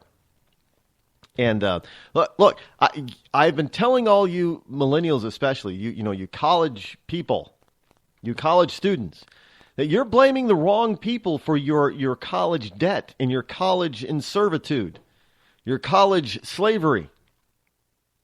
I've been telling you all along, it's not the banks, it's not the greedy rich, it's the colleges themselves and those professors who are telling you the problem is with the banks, like Elizabeth Warren. And here is something from another site that I never heard of before. But, when you look it up, it has a pretty hefty score, online score as far as number of visitors and stuff. It's pretty hefty. Because I always like to find that kind of stuff out. You get the Alexa ranking and stuff like that, and you find out this has got a pretty hefty Alexa ranking on it. So it's not an obscure site. It's not Father Daly's blog that gets 5 visitors a month. This is from fastcoexist.com. And it's from their 5-minute read, I guess. And the title of it, if colleges won't use their endowments to pay for education, it's time to tax them. Now, we've been hearing for years from the left about taxing churches. Because, some churches, they, what is it, Lakewood Church down in Texas? It's a multi-million-dollar church. And, look, those are churches that people willingly donate their money to. And, most churches don't have a lot of outside business interest. And besides, a lot of those outside business interests are taxed. And I know this for a fact because a church that I used to belong to called Grace Fellowship Church down in Nashua, New Hampshire. Their church. They were entered. Pastor Paul Burby at the time. Pastor Paul Burby, he talked about the church being interdenominational, interfaith, meaning that he didn't espouse any particular Protestant denomination. That he was a Bible-believing, Christ-believing church, and that's what he was. He wasn't going to preach church doctrine. He preached the Bible, which made him different, which allowed him to attract a lot. I mean, he went from basically from 2 services on a Sunday, an early service, because everybody has an early service and a late morning service. He went to 3 services on a Sunday, plus a Saturday. He had to add seating to the main church. Now, from what I understand now, the church has grown too big for its original church building. That they now hold church services in an auditorium. But they were a church, and people practice what they preach. They gave to the church, and he did not squander it. They ended up buying this giant mill building behind the church. Now, I mean, it was a huge mill. It was like, 5 floors? An old mill building. They bought it. Now, before they bought it, they actually had to, there was a lot of approval and regulatory process that had to go through because there was some stuff that in there, dangerous, hazardous stuff on the 5th top floor. It used to be the Nashua Paper Company. They made fax paper and printing paper and all that kind of. And there was lots of machinery that were, and there was lots of asbestos up on the 5th floor and things like that. So, but it was also a commercial building, and the big thing was that the city didn't want to lose that tax revenue, the property taxes, because if it became part of the church, then it would become tax exempt. Well, Pastor Burby, being the honest, godly man that he was, he said, this is not strictly for church use. What he wanted to do is he wanted to lease, fix up certain parts of the building, leaving the 5th floor alone for now, because that was just going to be ridiculous to try to get rid of all that stuff up there. But in the other 4 floors, he was going to lease out to commercial businesses, lease it out to another church, and start a Christian school. Well, there were commercial interests in there along with school and nonprofit interests. So the city and the church had to work together to determine the tax bill. Now, Paul Burby could have just said, no, this is going to be all church stuff. It's all going to be exempt. But no, he was honest, and he said, no, this is not all church business here. Obviously, some of this is taxable. So the church has to pay property tax on a portion of that building. Colleges don't seem to do that. Even when it is quite clear that some of their buildings are strictly for commercial enterprises only. I mean, let's face it, you're talking about, you have a basketball or a basketball stadium or, a basketball court or a football stadium. What are those for? Those are commercial profit-making enterprises. They don't pay taxes on that. But if a church owned a football stadium, you better believe they'd be paying taxes on it. So this whole notion that if colleges won't use their endowments to pay for education, it's time to tax them. And I have said this time and time again about some of these colleges, especially Ivy League schools like Harvard and Yale, have huge endowments, that the profits from these endowments alone could send half the students that go to these institutions there for free. And yet these are still some of the most expensive colleges on the planet to go to, not just in the US of A. And yet somehow, if you go to Harvard and you take out a student loan and end up with a debt of $200,000, somehow it's the bank's fault. Not the fact that they're paying a part-time adjunct professor like Elizabeth Warren $300,000 to $400,000 a year. Oh, no, it's not her fault. It's the bank's fault for charging you 6% interest.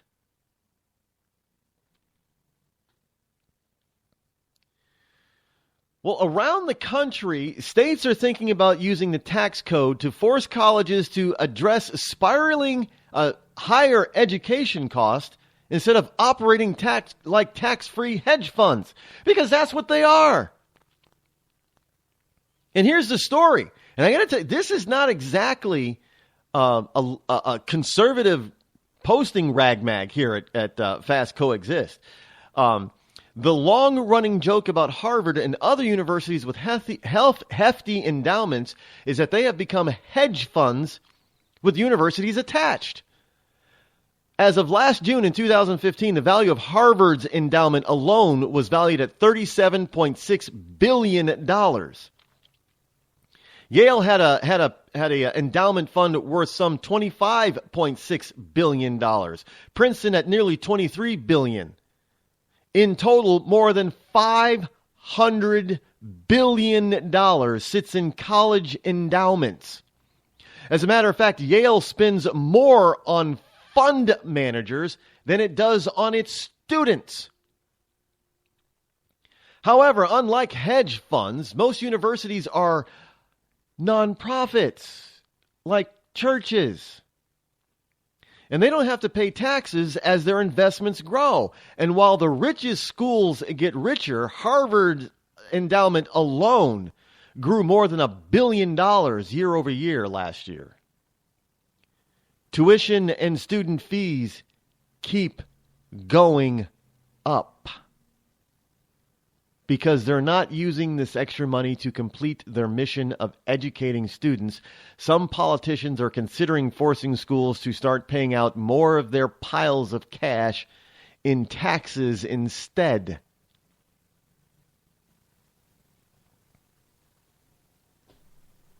I'm telling you, here's a quote. Being one of 12 kids who was raised by a single mom and having more than $110,000 in student loan debt when I graduated from law school, I understand just how heavy the burden of student loan debt can be for students and their families, says Tom Reed, congressman from New York, who's floating the idea of a new tax bill to tax endowments.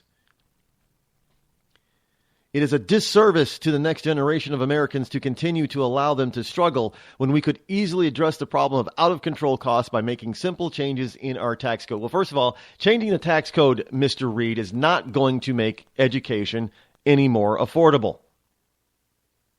Why do Democrats think that all you get is liberals? I'm sorry, I don't use party names anymore.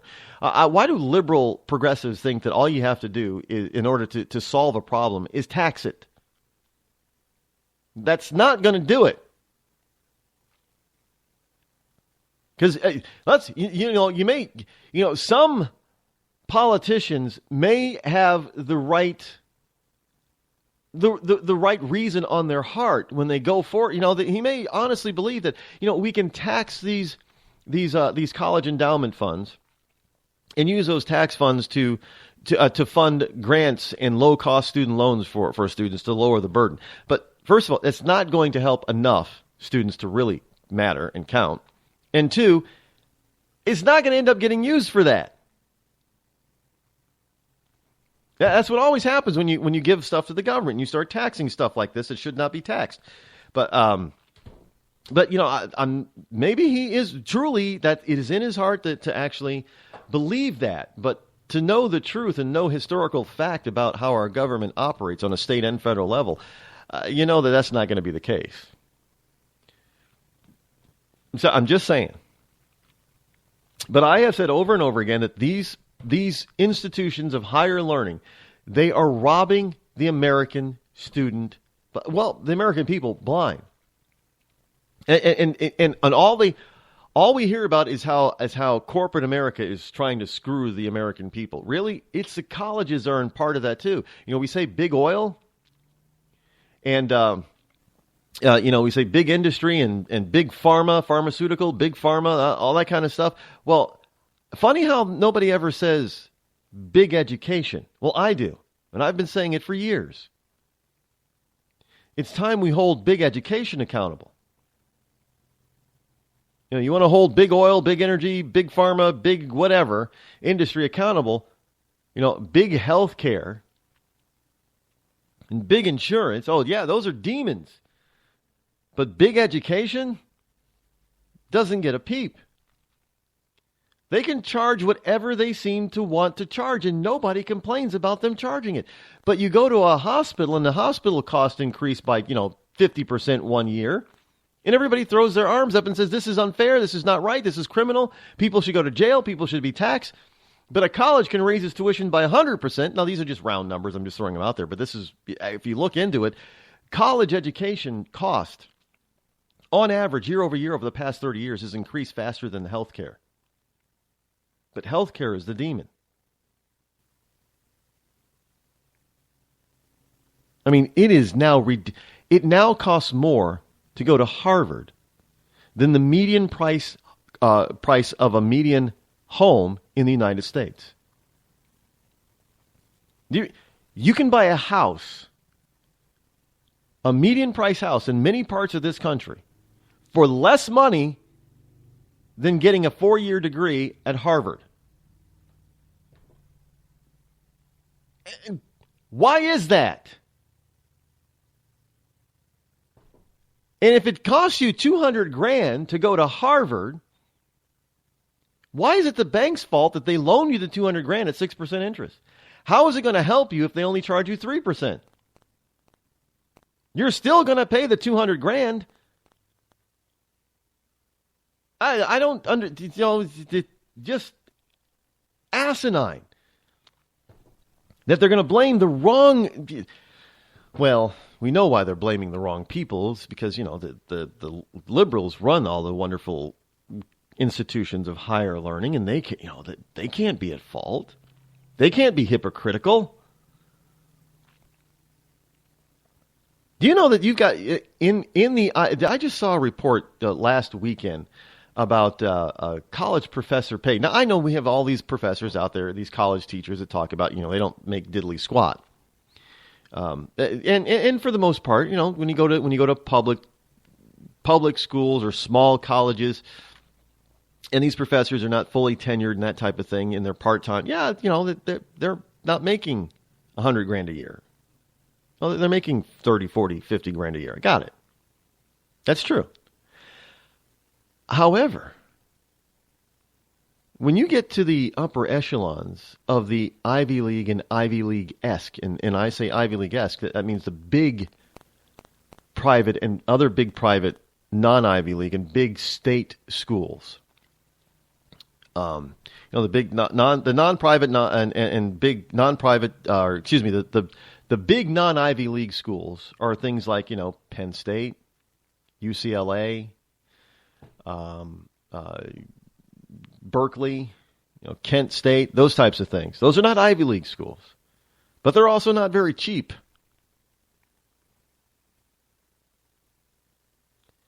So when you get to the big leagues like that of colleges, and you're a professor, you're making six figures. And the average salary of a tenured professor at the big colleges, not just Ivy League, but the big colleges, is more than that than the average salary of a corporate CEO. Now, we hear all this information. We get all this information about CEOs making, $1 million a year and $30 million a year, all that kind of stuff. But the average CEO in this country makes less than $300,000 a year. The average big school tenured professor makes more than $300,000.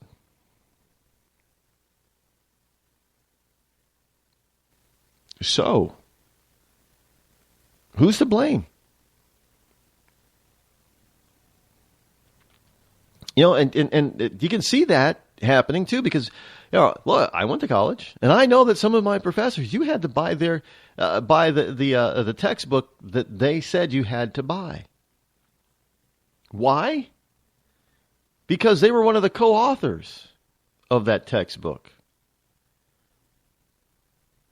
and they're getting royalties from selling that textbook. Now, I remember one professor, and look, they do this on purpose with textbook printers and professors who help write these things. They do this type of thing on purpose.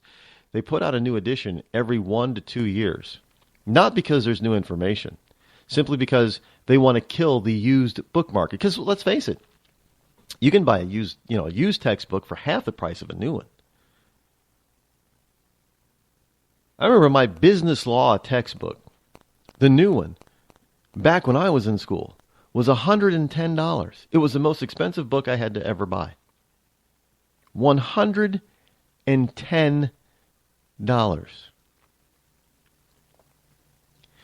The used textbook was $50.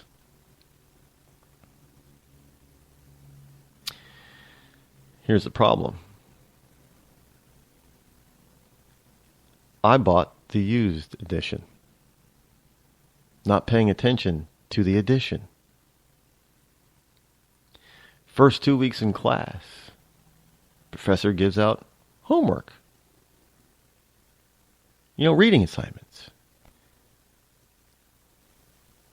He tells you the pages and basically what you're going to read about, but he doesn't give you the chapter name. He tells you the pages.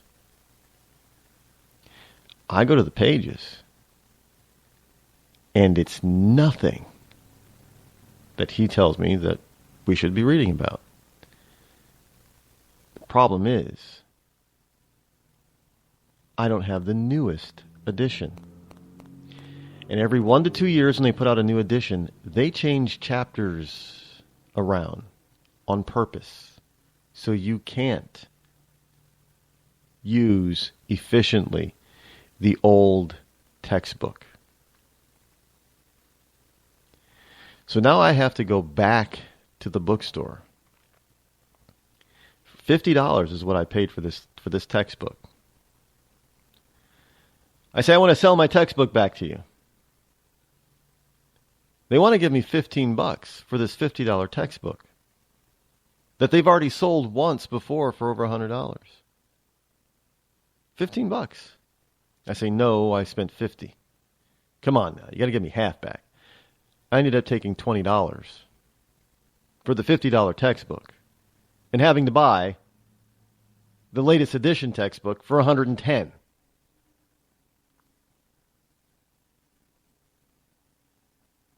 That's why and how professors earn so much money. They rake students over the coals, and then the student goes around and then listens to the professor. Well, it's the bank's fault that you got to pay so much in interest on your student loan. Well, how about it being the college's fault that you even got to take out a student loan? That in order to go to college, you got to spend more on tuition than you would on your average priced house.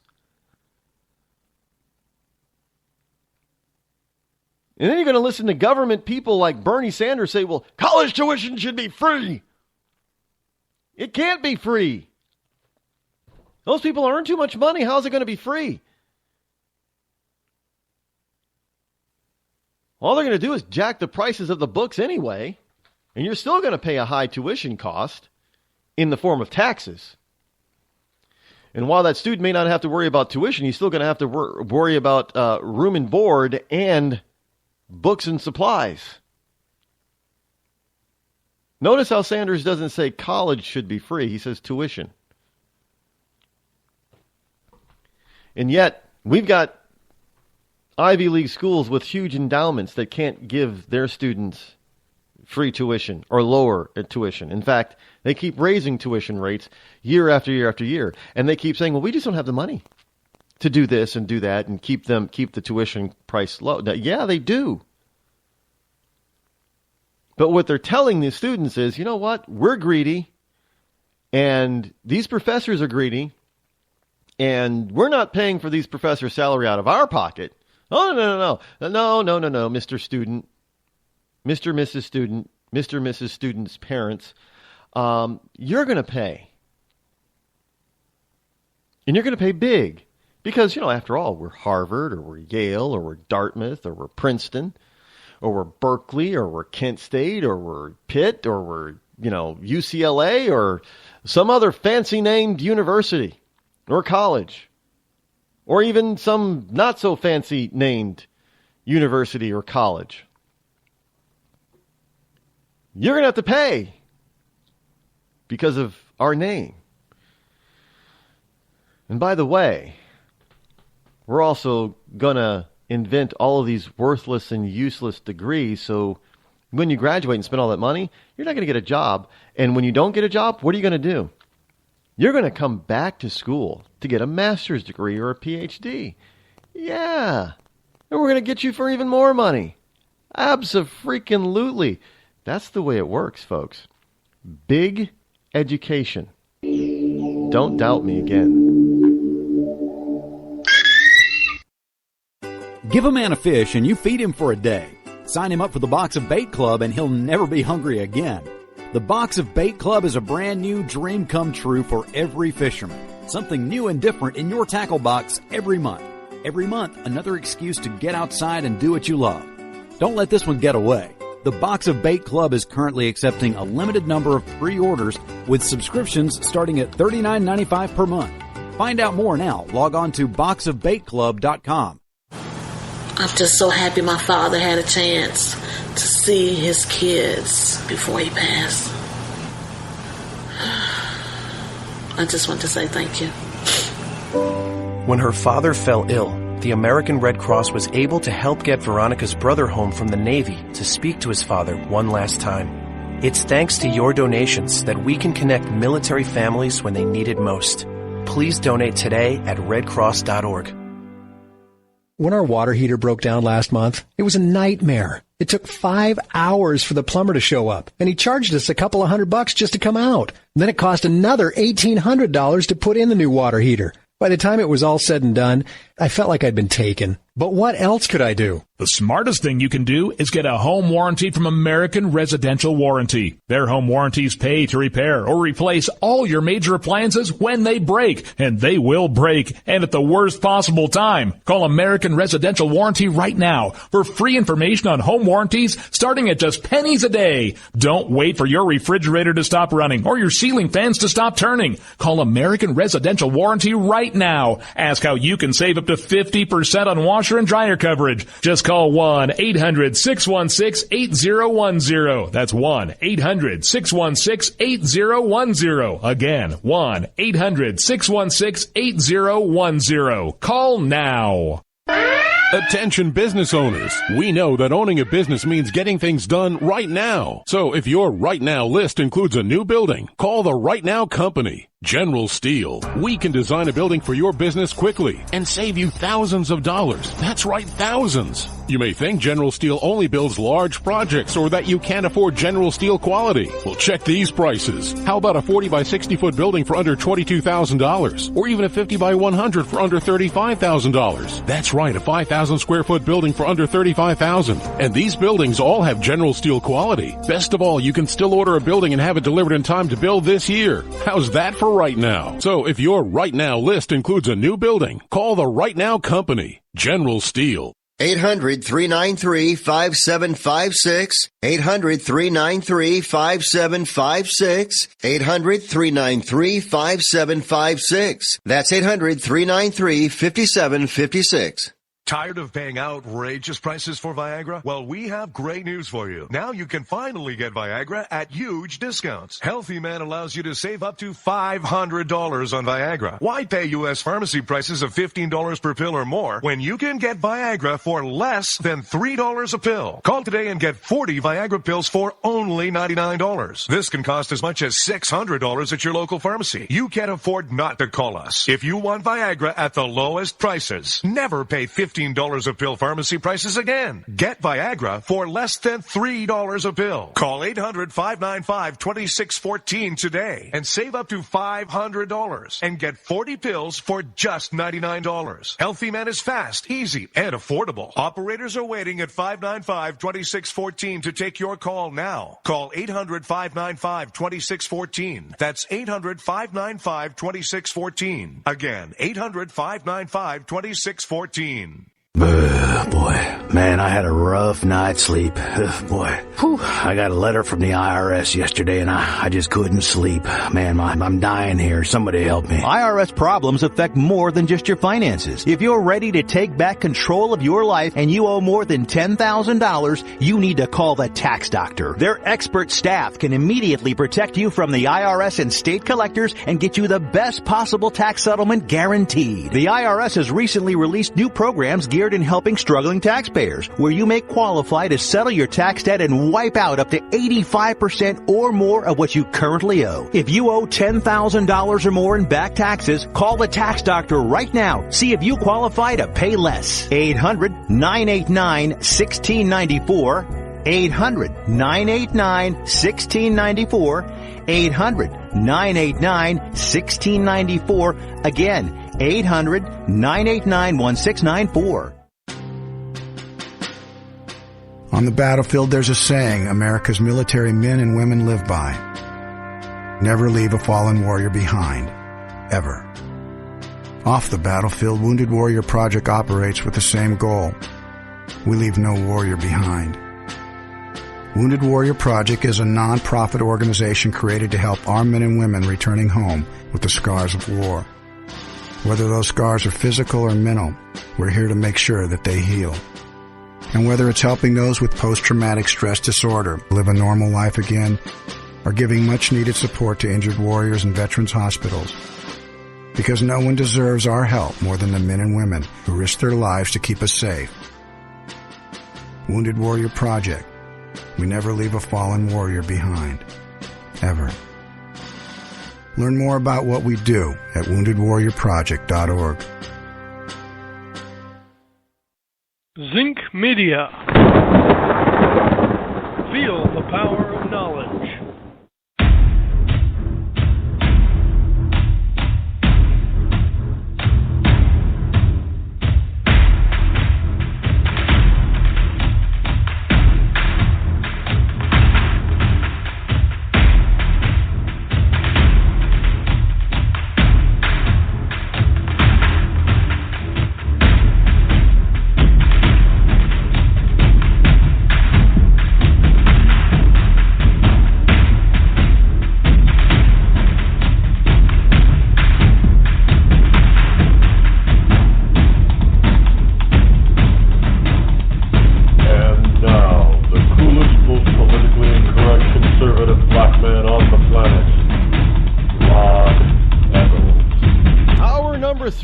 Welcome back here, the fastest 3 hours in Internet Talk Radio here on the fastest week on Internet Talk Radio, soon to be the fastest 3 hours every morning on Radio Anywhere. This is the Rod Eccles Show. I am your lovable host, El Rod, addressing all of you wonderful liberty lovers, as well as you ecclesiastites, here on this Friday edition, Friday, April the 15th in the year of our Lord 2016. Yes, indeed, Freedom Friday at that. As we continue to march on, I should say, spring forward, with all the wonderful stuff that I have still left to tell you and talk to you about. Don't forget that on Monday, this is the last hour, the last episode of the Rod Eccles Show from regularly scheduled episode from the bunkerized home studio, because Monday we will be broadcasting as scheduled from the radio station of WLLVM, New Hampshire Family Radio 90.7 out of Manchester, New Hampshire. Now, yes, all of you wonderful people out there will still get to hear the program via the internet. And of course, you'll get all the details.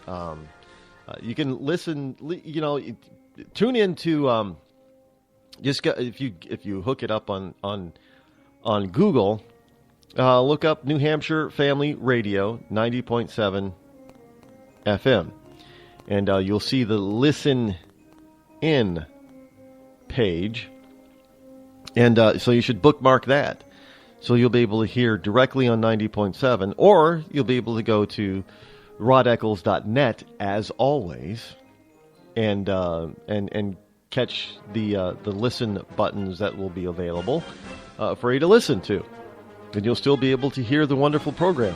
We're still going to be in syndication. If you're still listening to this on another network, obviously you can still listen to it on your favored network that you're currently listening to the program on. Most of them are sticking around; they're not going anywhere. So you'll be able, don't worry if you're not in Manchester, New Hampshire, you will be able to still hear the program. We're not moving backwards here. This is a step and move forward. As well as Monday morning, you will have, now they're still trying to figure out which is the best line, and I don't know what that is. So, phone line, that is. So, on Monday morning, you will also hear the new phone number that you'll be able to call in. Now, speaking of phone, I just got something from Skype today. Evidently, Skype has had an intermittent problem with a lot of accounts, so they've updated it. They've updated Skype. It's only taken them like a week and a half to do this. I don't know. Skype is owned by Microsoft now, right? Yeah. Anyway, so for almost 9 months now, I've had this one particular person on my, if you have Skype, you have, it's like a social media thing. You have friends and things. And I had this one Skype connection for the last 9 months, would not go away. It kept telling me about his birthday. And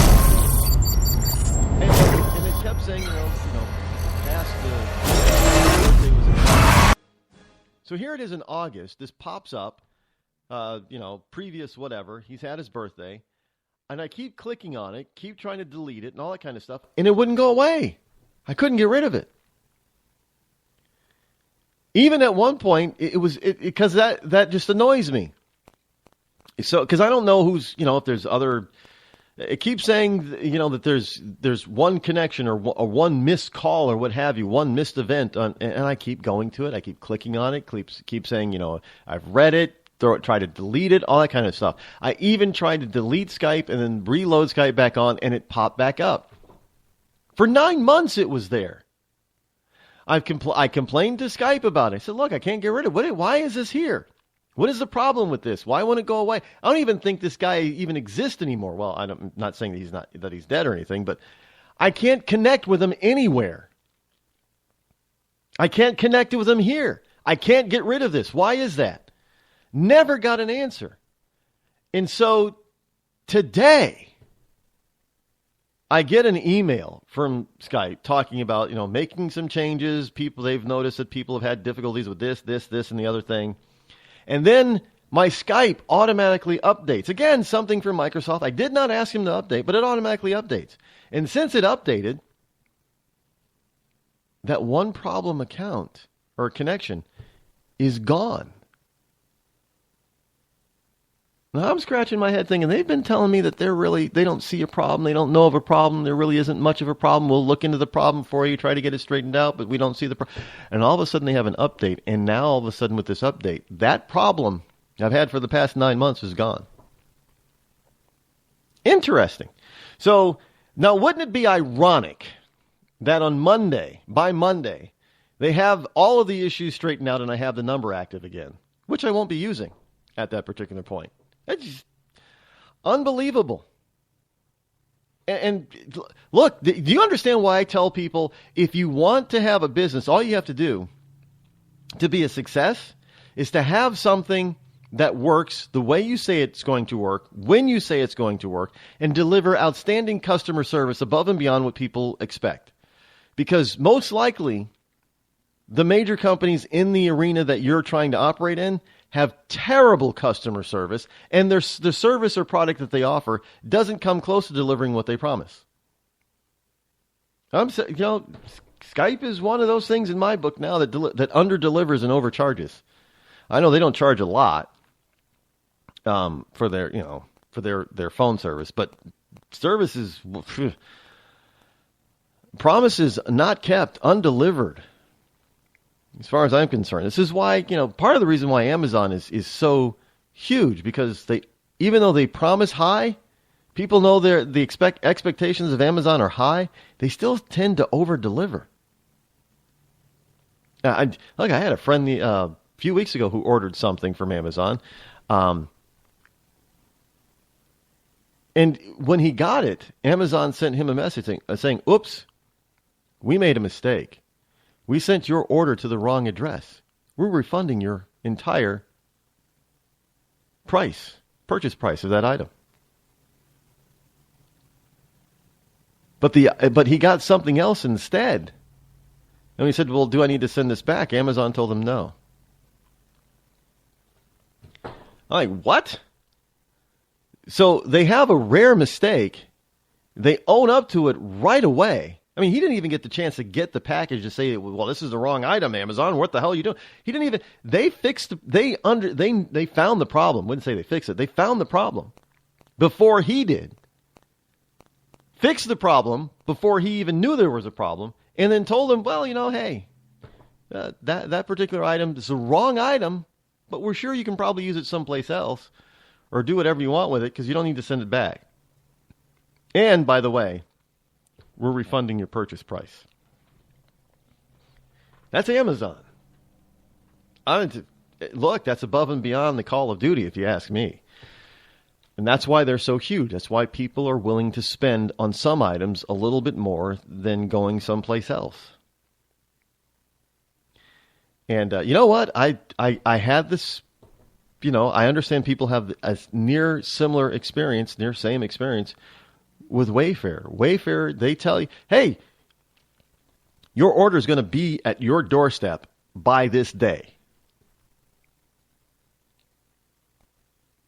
And, obviously they can't control the delivery companies, but Wayfair says, buy this day. And, I've ordered from them twice. And I tell you, they have been, you're talking furniture items. These are big items. They don't mess around. They do not mess around.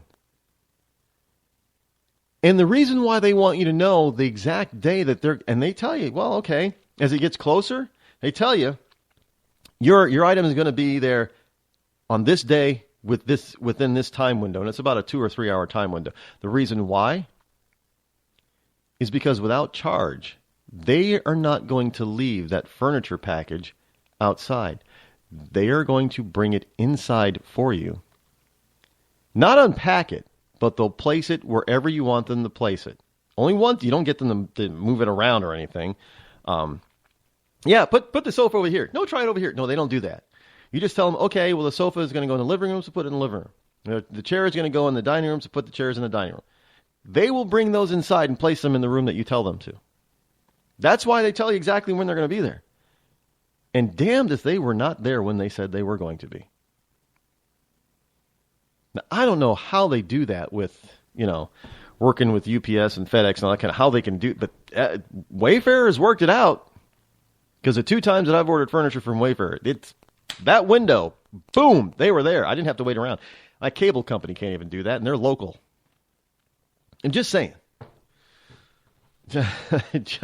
So, if you want to start a business, offer a product or service that delivers more than what you promise it will, and then deliver customer service that will blow them away each and every day. The under-deliver or under-promise, over-deliver scenario works every time. Even when people come to expect a higher level, you can still blow them away, and they will still be blown away. I mean, you kind of expect a higher level of service if you're a Prime member of Amazon, and yet they still blow their Prime members away with customer service, even to the level that these people do not expect. They say, oh yeah, they're going to do this, and this, and then they're going to do A, B, C. I know that they're going to do A, B, or C. And then Amazon comes back and does A, B, and C, and then throws in D. And people's minds are blown. And they wonder why. You get some people wonder, how can they do that? How can they be so big? How can they grow so fast? Hello? It's all about the customer experience. If our government offered experiences like that, do you realize people would not complain about the government? Do you realize if our government delivered Amazonian type of experiences to the taxpayer, you'd have very few people complaining about high taxes. Do you understand that? Our government doesn't think it has to compete for anything, so it doesn't think it has to serve the people that they're charged with serving. The taxpayer, you and me, the citizen. I mean, just think about it. If they actually did deliver service like that of Amazon or Wayfair or what's the shoe company that Zappos is also known for incredible service, an incredible customer experience. And there are a few others. I mean, if the government did, if cable companies had the customer experience that those other online companies deliver, I mean, it would be. I've also had other than them making the faux pas of changing their pricing, nothing but great experience with Netflix customer service. Again, deliver far beyond what's expected, blow your customer's mind, and they will be loyal and never leave you. Look, I got a message a couple of weeks ago talking about that my grandfathered price of Netflix membership fee is going to rise by $2. a month. So it's like from $8 to $10 a month is what it's going to be. And you know what? Because of what Netflix offers me and what they've done for me over all of these years that I've been with them, I don't care. Now they're approaching the point where I'm going to say, well, okay, that's enough, Netflix. That's too much. But $8 versus $10 at this particular juncture, I'm saying I'm getting probably far more than $10 worth of $10 a month worth of value out of this compared to everything else out there in the entertainment world. So I don't mind, because they've already given me that ultra customer service that's blown my mind over and over again. So I don't mind paying a little bit more, because I'm still thinking I'm getting look, $10 a month for Netflix. I'm still getting a bargain, yo. You hear what I'm saying? It's fine with me, especially when you consider what people are paying for their cable every month. No. And I watch I watch Netflix more than I watch cable. So there you go. I get a better deal with Netflix, and that's just bad for cable companies, really. It really is. Scientists fear the big one is coming as 4 major earthquakes strike within a 48-hour period. Fears of a catastrophic earthquake is building today grew after a 4th major tremor struck the same region in just 48 hours. And we're talking about in the region of Japan. There have been 4 large earthquakes recorded in recent days, including a major one in southern Japan, which destroyed buildings and left at least 45 people injured after Myanmar was rocked on Wednesday.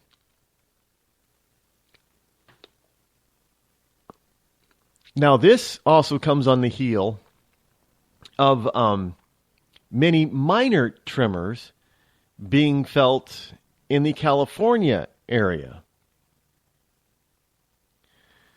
We've even had a couple of minor quakes out here in New England, but and the rash of earthquakes in the middle part of it. Was it Kentucky that had them? Minor quakes, but it was storm, a quake storm, earthquake storm. And it has some people worried that the planet is realigning and reshifting, and preparing for some big changes. Now, I know some people are out there saying, "Well, it's all about fracking. Fracking's causing." No, these earthquakes are not happening. These earthquakes are not happening in fracking areas or regions or anything being touched by fracking regions.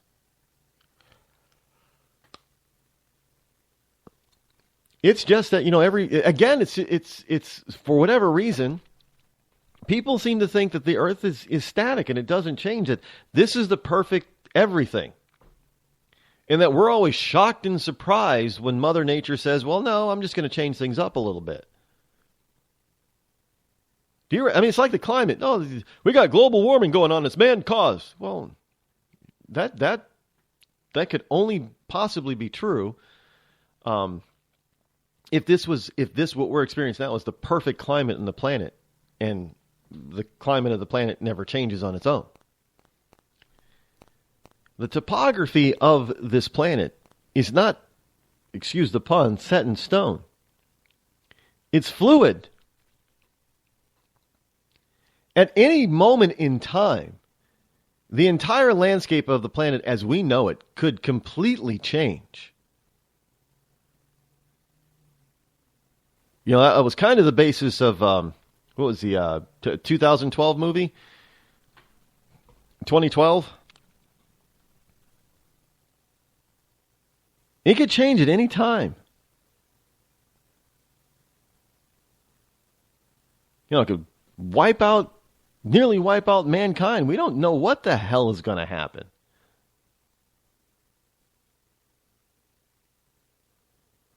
But you can't blame man for all of this stuff because that is not accurate. Not only is it inaccurate, it's also dangerous because it means that if you think that you can somehow control this stuff by controlling the activity of man, and that's going to put people into this false sense of security. Look, one of the reasons I will not go to L.A., yes, I'm afraid of the big one happening when I'm there. And you cannot tell me that, it's okay, it's safe, we've got quake-proof this and quake-resistant. Oh, BS. I don't care how quake-proof a building, you're not going to want to be on the 50th floor of a tower when the earth starts to shake.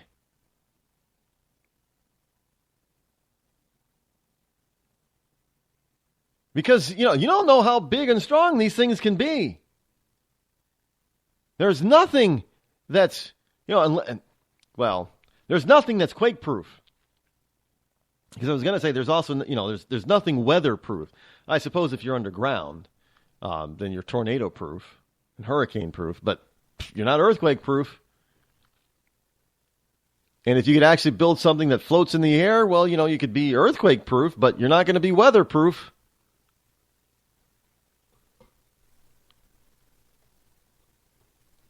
Well, hey, we can build in the bottom of the ocean. Yeah, right. Build cities in the bottom. Probably the place that is the least tectonically stable is the ocean floor. Great place to put cities.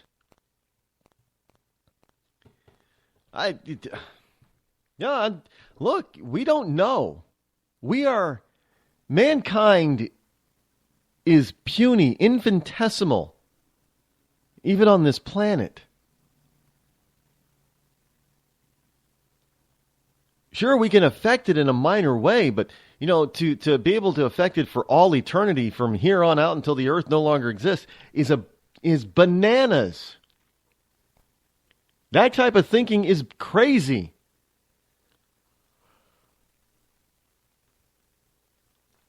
I'm sure that if we had environmentalists back in Noah's day of Noah's Ark, I'm sure they probably would have blamed mankind back then for the flood.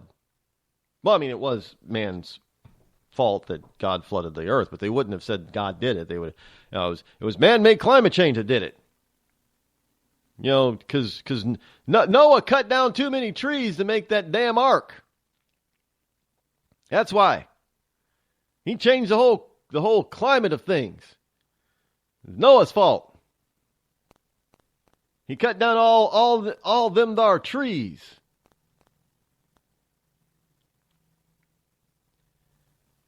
And simply because he cut down all the trees, well, that's the reason why we had the Great Flood.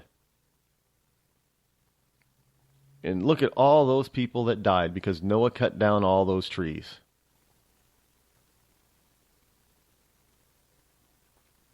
That's just terrible. How could Noah do that? Well, this is what people are saying today. I'm just telling you. According to scientists, they're afraid that something big is coming. They don't know where or what or when, but they think it's coming. So I'm just, you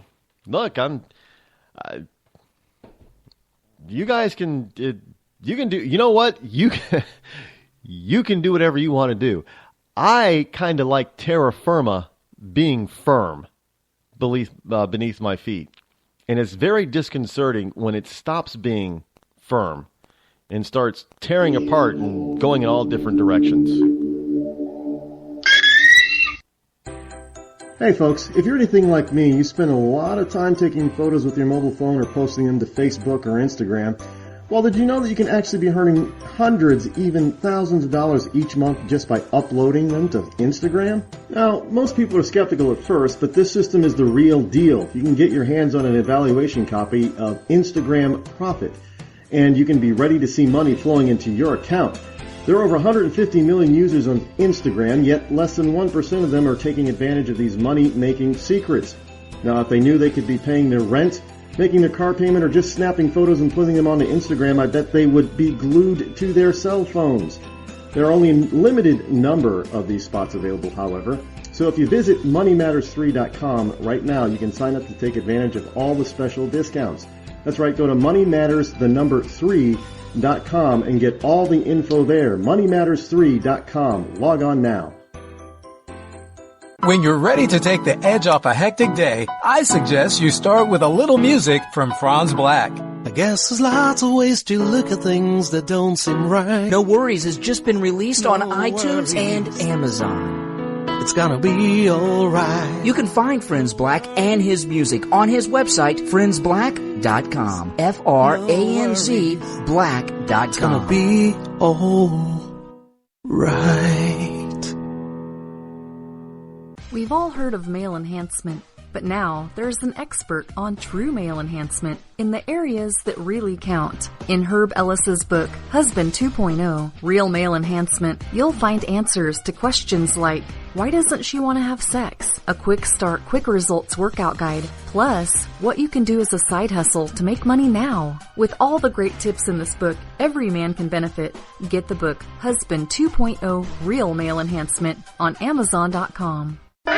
Attention business owners. We know that owning a business means getting things done right now. So if your right now list includes a new building, call the Right Now Company. General Steel. We can design a building for your business quickly and save you thousands of dollars. That's right, thousands. You may think General Steel only builds large projects or that you can't afford General Steel quality. Well, check these prices. How about a 40 by 60 foot building for under $22,000? Or even a 50 by 100 for under $35,000? That's right, a 5,000 square foot building for under $35,000. And these buildings all have General Steel quality. Best of all, you can still order a building and have it delivered in time to build this year. How's that for right now? So if your right now list includes a new building, call the Right Now Company. General Steel. 800-393-5756. 800-393-5756. 800-393-5756. That's 800-393-5756. It's Thursday night, and you're grabbing drinks with some friends. Started off with a pitcher for the table, which quickly becomes two.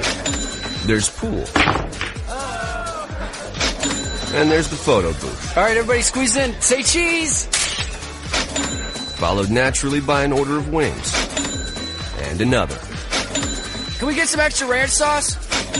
Then there's the ceremonial nightcap. So what are we doing this weekend? And lastly, it's back to the car, which, if you're buzzed,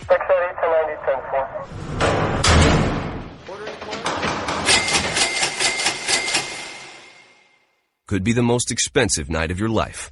Getting pulled over for buzz driving could cost you around $10,000 in fines, legal fees, and increased insurance rates. Nothing kills a buzz like getting pulled over for buzz driving, because buzz driving is drunk driving. Brought to you by the National Highway Traffic Safety Administration and the Ad Council.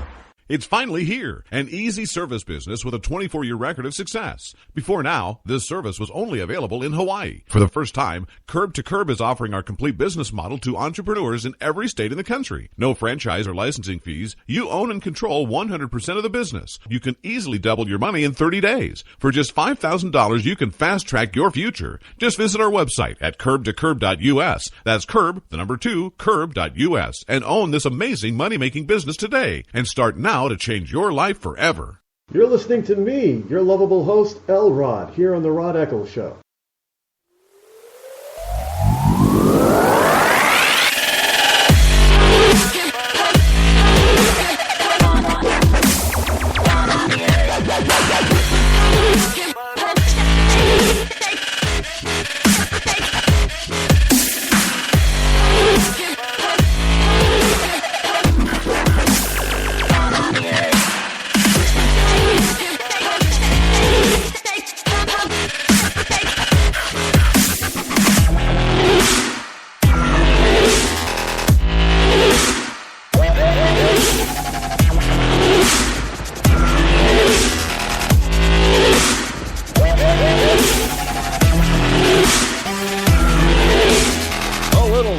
Step into your morning, get you going. Almost time for lunch for most people out here in the East Coast. Yes. And if you're out there on the left coast, then you are just about to get to work, I am sure. So we're going to get you all hyped up for the day. Welcome back here on the Rod Eccles Show. Scientists, this is from express.co.uk. Express, a British publication, by the way. Scientists deal with growing moth population in the United Kingdom by turning them gay. I saw this. I'm like, what? No, not possible, right? No, not possible. But read the story, and I'm like, that's pretty ingenious. And then I thought, wait a minute. Now, I will tell you the wait a minute once I fill you in on the moth story. Scientists have come up with a cunning way to tackle the United Kingdom's growing moth population by turning the insects gay. Thanks to a mild and dry winter, followed by an early spring, moth populations in the country have shot up, with pest control Rentokil, Rentokil, claiming inquiries on how to deal with the bugs have risen by a fifth this year. As a result, the firm is offering a product that turns male moths into homosexuals. Yeah, okay. Much like most critters in the animal kingdom, one of the moth's top priorities, obviously, is to reproduce. That's same thing with humans. Well, the top priority for humans is not necessarily to actually reproduce with other humans, having a human being after reproducing, but just to, I guess you could say the top priority for human beings is fornication, not reproduction. But, it's the same thing almost. Fornication just means you want to do the deed without the consequences of having babies. So that's, for not saying there's anything wrong with fornication, but there's a reason why we call it fornication. That's why there's a reason why it sounds kind of bad. That's a word that sounds, you say fornicate and fornicate. It doesn't sound pretty. It doesn't sound sensual and sexual. Fornication doesn't even sound gay. It just sounds awful. Who wants to fornicate, really? I mean, seriously. I know some people are saying, is he saying a bad word? He's saying a bad word, isn't he? I know he's saying a bad word. Where's the FCC? He's saying a bad word. No, it's not. It's the scientific term for sex. Fornicate. Well, I don't even think it's science. I think it's a religious term, isn't it? Fornicate? Because sex out of marriage is the religious term, or meaning behind fornicate and fornication. Scientists have honed in on this whole idea of turning moths gay and created a lure which attracts male moths. Now, once the moth has made contact with the lure, it's covered with a female pheromone that attracts other males. This is the story, folks. I kid you not. Now, this helps to break the rapid reproduction cycle as male moths are busy trying to mate with other male moths, leaving the female moth without a male lover. Now, moth populations were reduced by a staggering 90% in initial trials. So, what if, we've got people on this planet. We've got human beings that believe that there are too many human beings on the planet. We've got people that think that the Earth needs to be reduced. It needs to reduce its population by some 4 to 5 billion people, because the Earth really can ideally only handle 2 to 3 billion people. That's a lie, of course, but that's what they claim and what they believe, which means we got to get rid of 4 to 5 billion people. Well, how do you do that? One of the things that we do know is if you have more males than females. And China is experiencing this. Although China's population is still growing, they're experiencing the problem of males far outnumbering females. Now, China is starting to see a growing male homosexual population because there's far too many guys and not enough women. And not enough women want to move to China to become wives to Chinese males. Unless, I'm not even going to get into the looks or size thing about this, but let's face it, obviously China is not on a list of places that females want to go and live. And especially seeing how the disparity is even greater in the poor countryside areas versus the wealthier city areas, regions. So if you live on the country, you might be a part of a village that's, 50,000 people, but, boys might outnumber, for every girl, there might be 1.25 boys or something really outlandish. That's when you start adding it up, that becomes outlandish. So there's 5 boys for every 4 girls, basically, in some, and sometimes it's even more than that, more lopsided than that. Well, what's that 5th boy to do? What's every 5th boy to do? He's not going to find himself a female bride because they're all taken. This is also why China is also seeing a surge in age disparity marriages. In other words, the trophy wife syndrome that we have here in the United States, where you got a 50 or a 60-year-old man marrying a 20-something. Well, that's encouraging the disparity of male to female population, because now the female is saying, you know what? I don't need to go with this young guy who has no money, who has no stature, no standing, is just getting started in his life. There's this guy over here who's like 40, 50 years old, who's already got money, already success, already has standing, and he wants me. I'm going to go with him instead.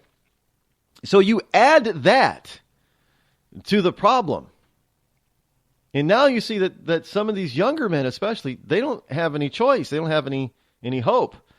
So, whether they're born that way, which I don't believe most people are, or they, for out of sexual necessity and intimacy needs, they turn to homosexuality. And China is seeing a rise of male homosexuality. Mostly just basically because there's too many males and not enough females going around. Really. So, I don't, humans are kind of doing that same thing. Now, one of the things that China has recently lifted its, 1 child per household rule. And mostly it's due to the fact that there's way too many males versus females. But the other thing is that they realize now that the male population, their population growth curve has slowed dramatically. Now, it's not because they're growing out of control, but their growth curve has slowed dramatically. There's now, they've been pretty stable. It's taken them, to go from 1.2 billion to 1.3 billion. It's taken them a good decade and a half or so to add that extra 100 million people. So they see their growth curve slowing. And like Japan doesn't have the same type of Chinese rules, one child per household. Japan does that simply because it's just too damn expensive to have kids in the urban centers of Japan. So Japan naturally has 1 child, no more than 2. I don't know many Japanese people hear of many Japanese people inside the major cities that have more than 2 kids. Japan is starting to experience a negative population growth. In other words, their population is aging and is starting to decline. So China sees that happen. And China wouldn't mind getting rid of a few 100 million people. They think that they're overpopulated, which is why they instituted that 1-child rule, a long time ago.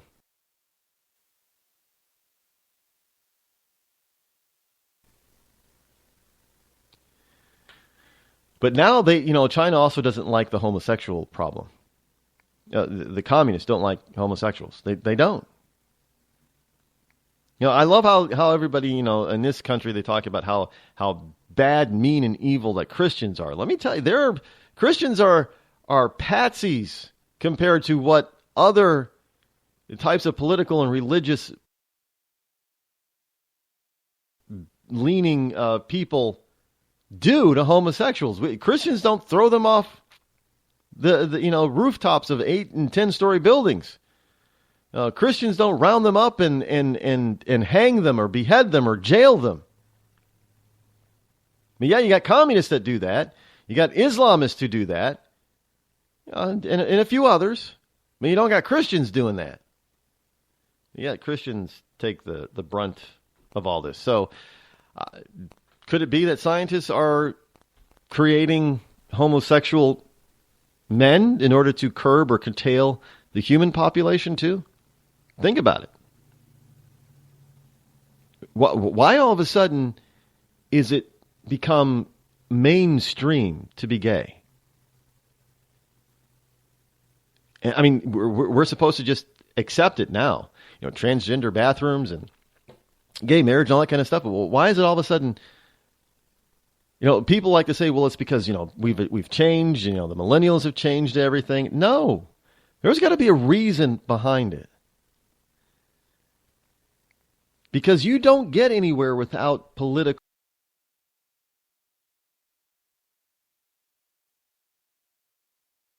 power backing it. Now, the civil rights movement here in the United States, black civil rights, there was powerful political movement behind it because it was stymied for 100 years after the Civil War. Then all of a sudden you started to get some political backing.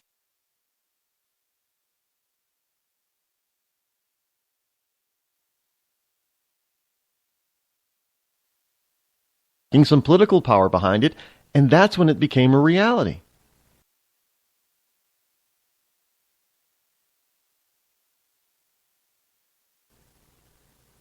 You had some power behind it.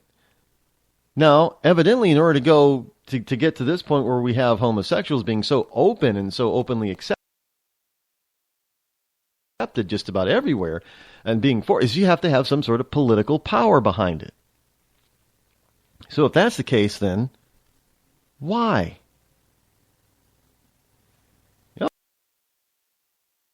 We ought to do more. We ought to ask more of the why question. Do you realize that?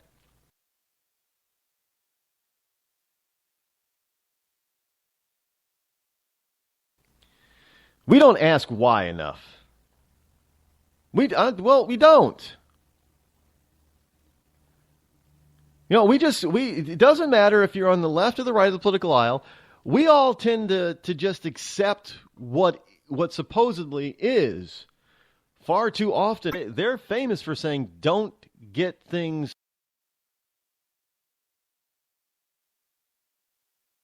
twisted. But I'm afraid we often get things twisted. We get things twisted simply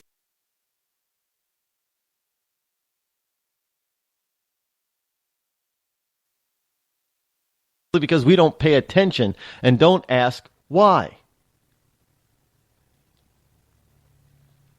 Okay, so look, their claim, why do you want to make male moths gay? Well, because it's non-chemical and it's humane extermination of moths. You don't really kill them, you just keep them from making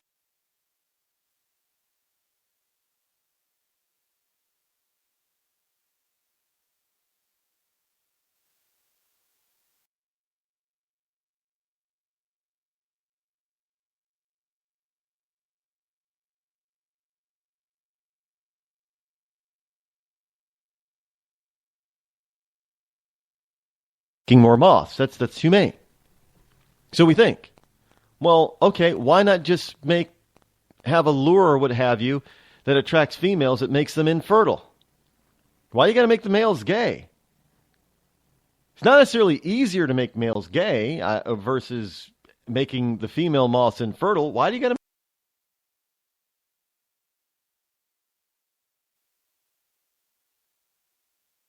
make him gay? I don't know the answer to that, but I think it's a good question. I mean, I can speculate, but I'm not going to speculate openly, but because I don't think that would be right or fair. But let me tell you, we don't ask why are you doing this instead of this?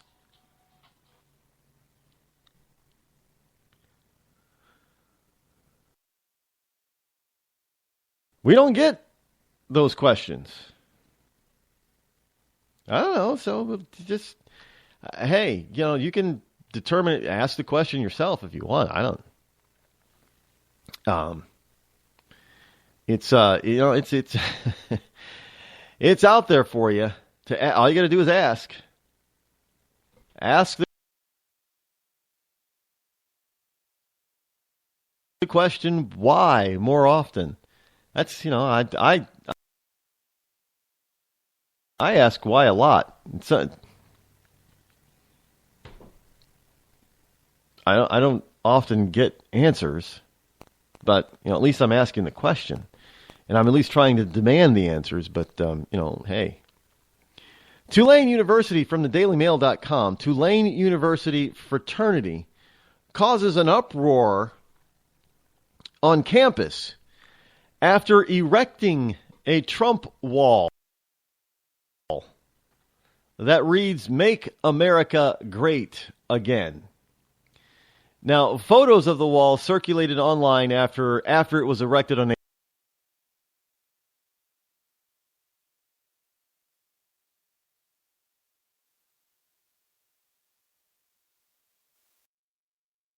April 7th on the off-campus house of Kappa Alpha Order fraternity at Tulane. Now, as part of the local chapter's annual edition, it builds a wall around its private property each spring ahead of its Old South formal ball. However,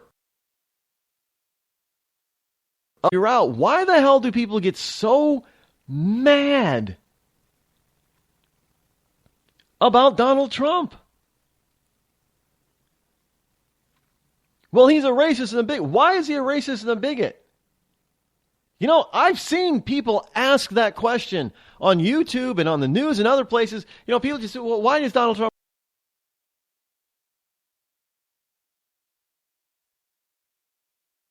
Well, because he is. Nobody has an answer. Nobody has an answer for that. Why do you dislike Donald Trump? Because Donald Trump's a bigot. Donald Trump's a racist. Well, why is he a racist? Because he's a bigot. Well, why is that? Because he hates black people. When has Donald Trump ever said that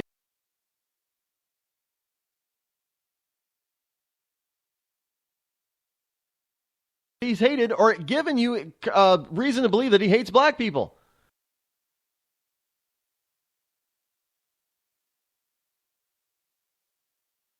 Because he wants to build that wall and keep out Mexicans. Wait, do you know why he wants to build the wall? Because he's a racist. Like, this circular reasoning is absolutely insanity. Because you're trying to get them to answer a question that you're asking that's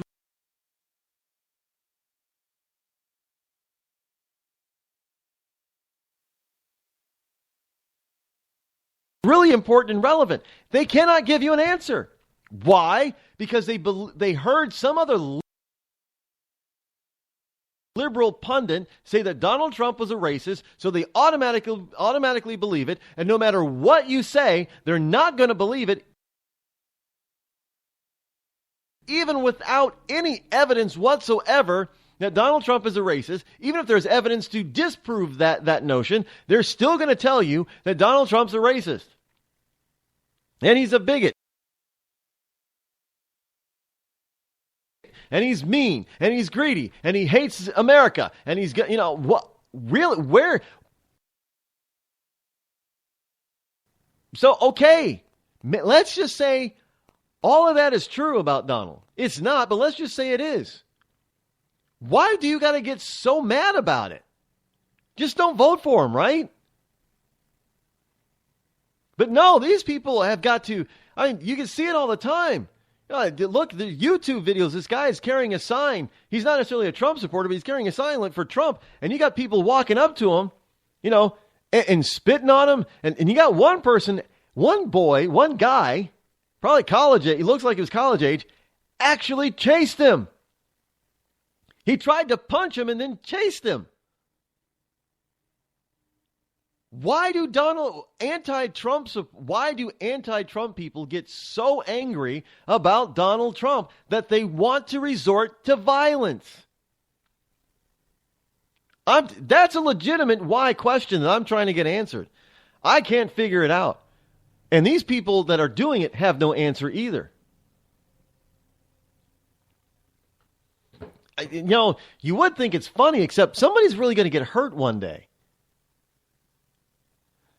Because let's face it, Trump supporters, many Trump supporters believe in the Second Amendment, just like many Cruz supporters do. And somebody on the left is just going to get a little bit too violent with the wrong person. And I'm telling you, it's going to happen. They're going to get themselves shot. But they shouldn't even get to that point in the first. Why is it that they get so damn angry? I mean, it's like you can see the I mean, when you're watching some stuff on YouTube, you can just see the expression on people's faces instantly change from being, blasé or not caring or being happy to all of a sudden just being filled and racked with the pain of hatred and anger. It's just amazing to see the transformation. I can't figure that one out. I mean, are all these people possessed by demons or something? Because that's the only, at this particular point in time, that's the only explanation I have to people's reaction when you say something about Donald Trump. And you make America great, and all of a sudden people are like, oh my God, I don't feel safe anymore. Why? So we support Donald Trump. You can't be here. Or, hey, I support Donald Trump. Well, you're a freaking a-hole, man, and I'm going to punch you. I mean, this is what people are getting.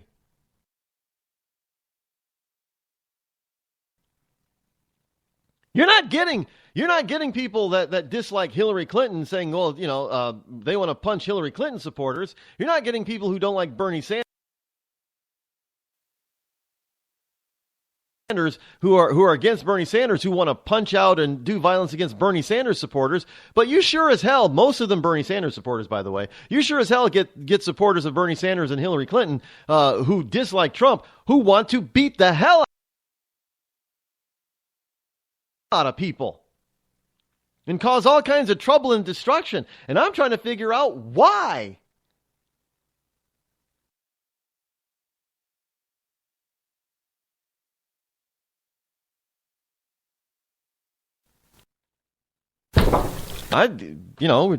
We need to ask that question more. Look around, folks. Even when you see some of these postings that try to portray Trump supporters as being the violent ones, it usually ends up turning out that they don't show you the whole thing, and it usually ends up turning out that it's the anti-Trump people that are causing the violence, like that 15-year-old girl that got pepper sprayed. Well, I saw the video on a number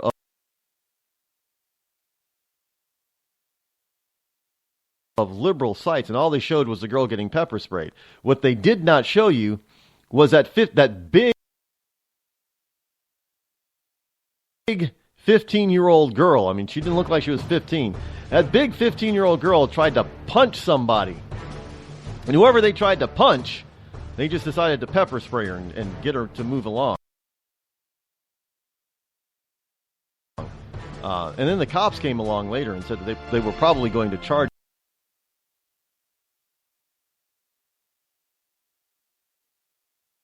that 15-year-old girl with assault. But the liberals don't show that side, I'm telling you. Wow. Why do they get so mad?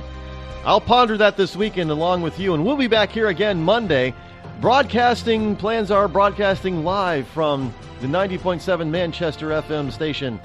Until then, have a wonderful week.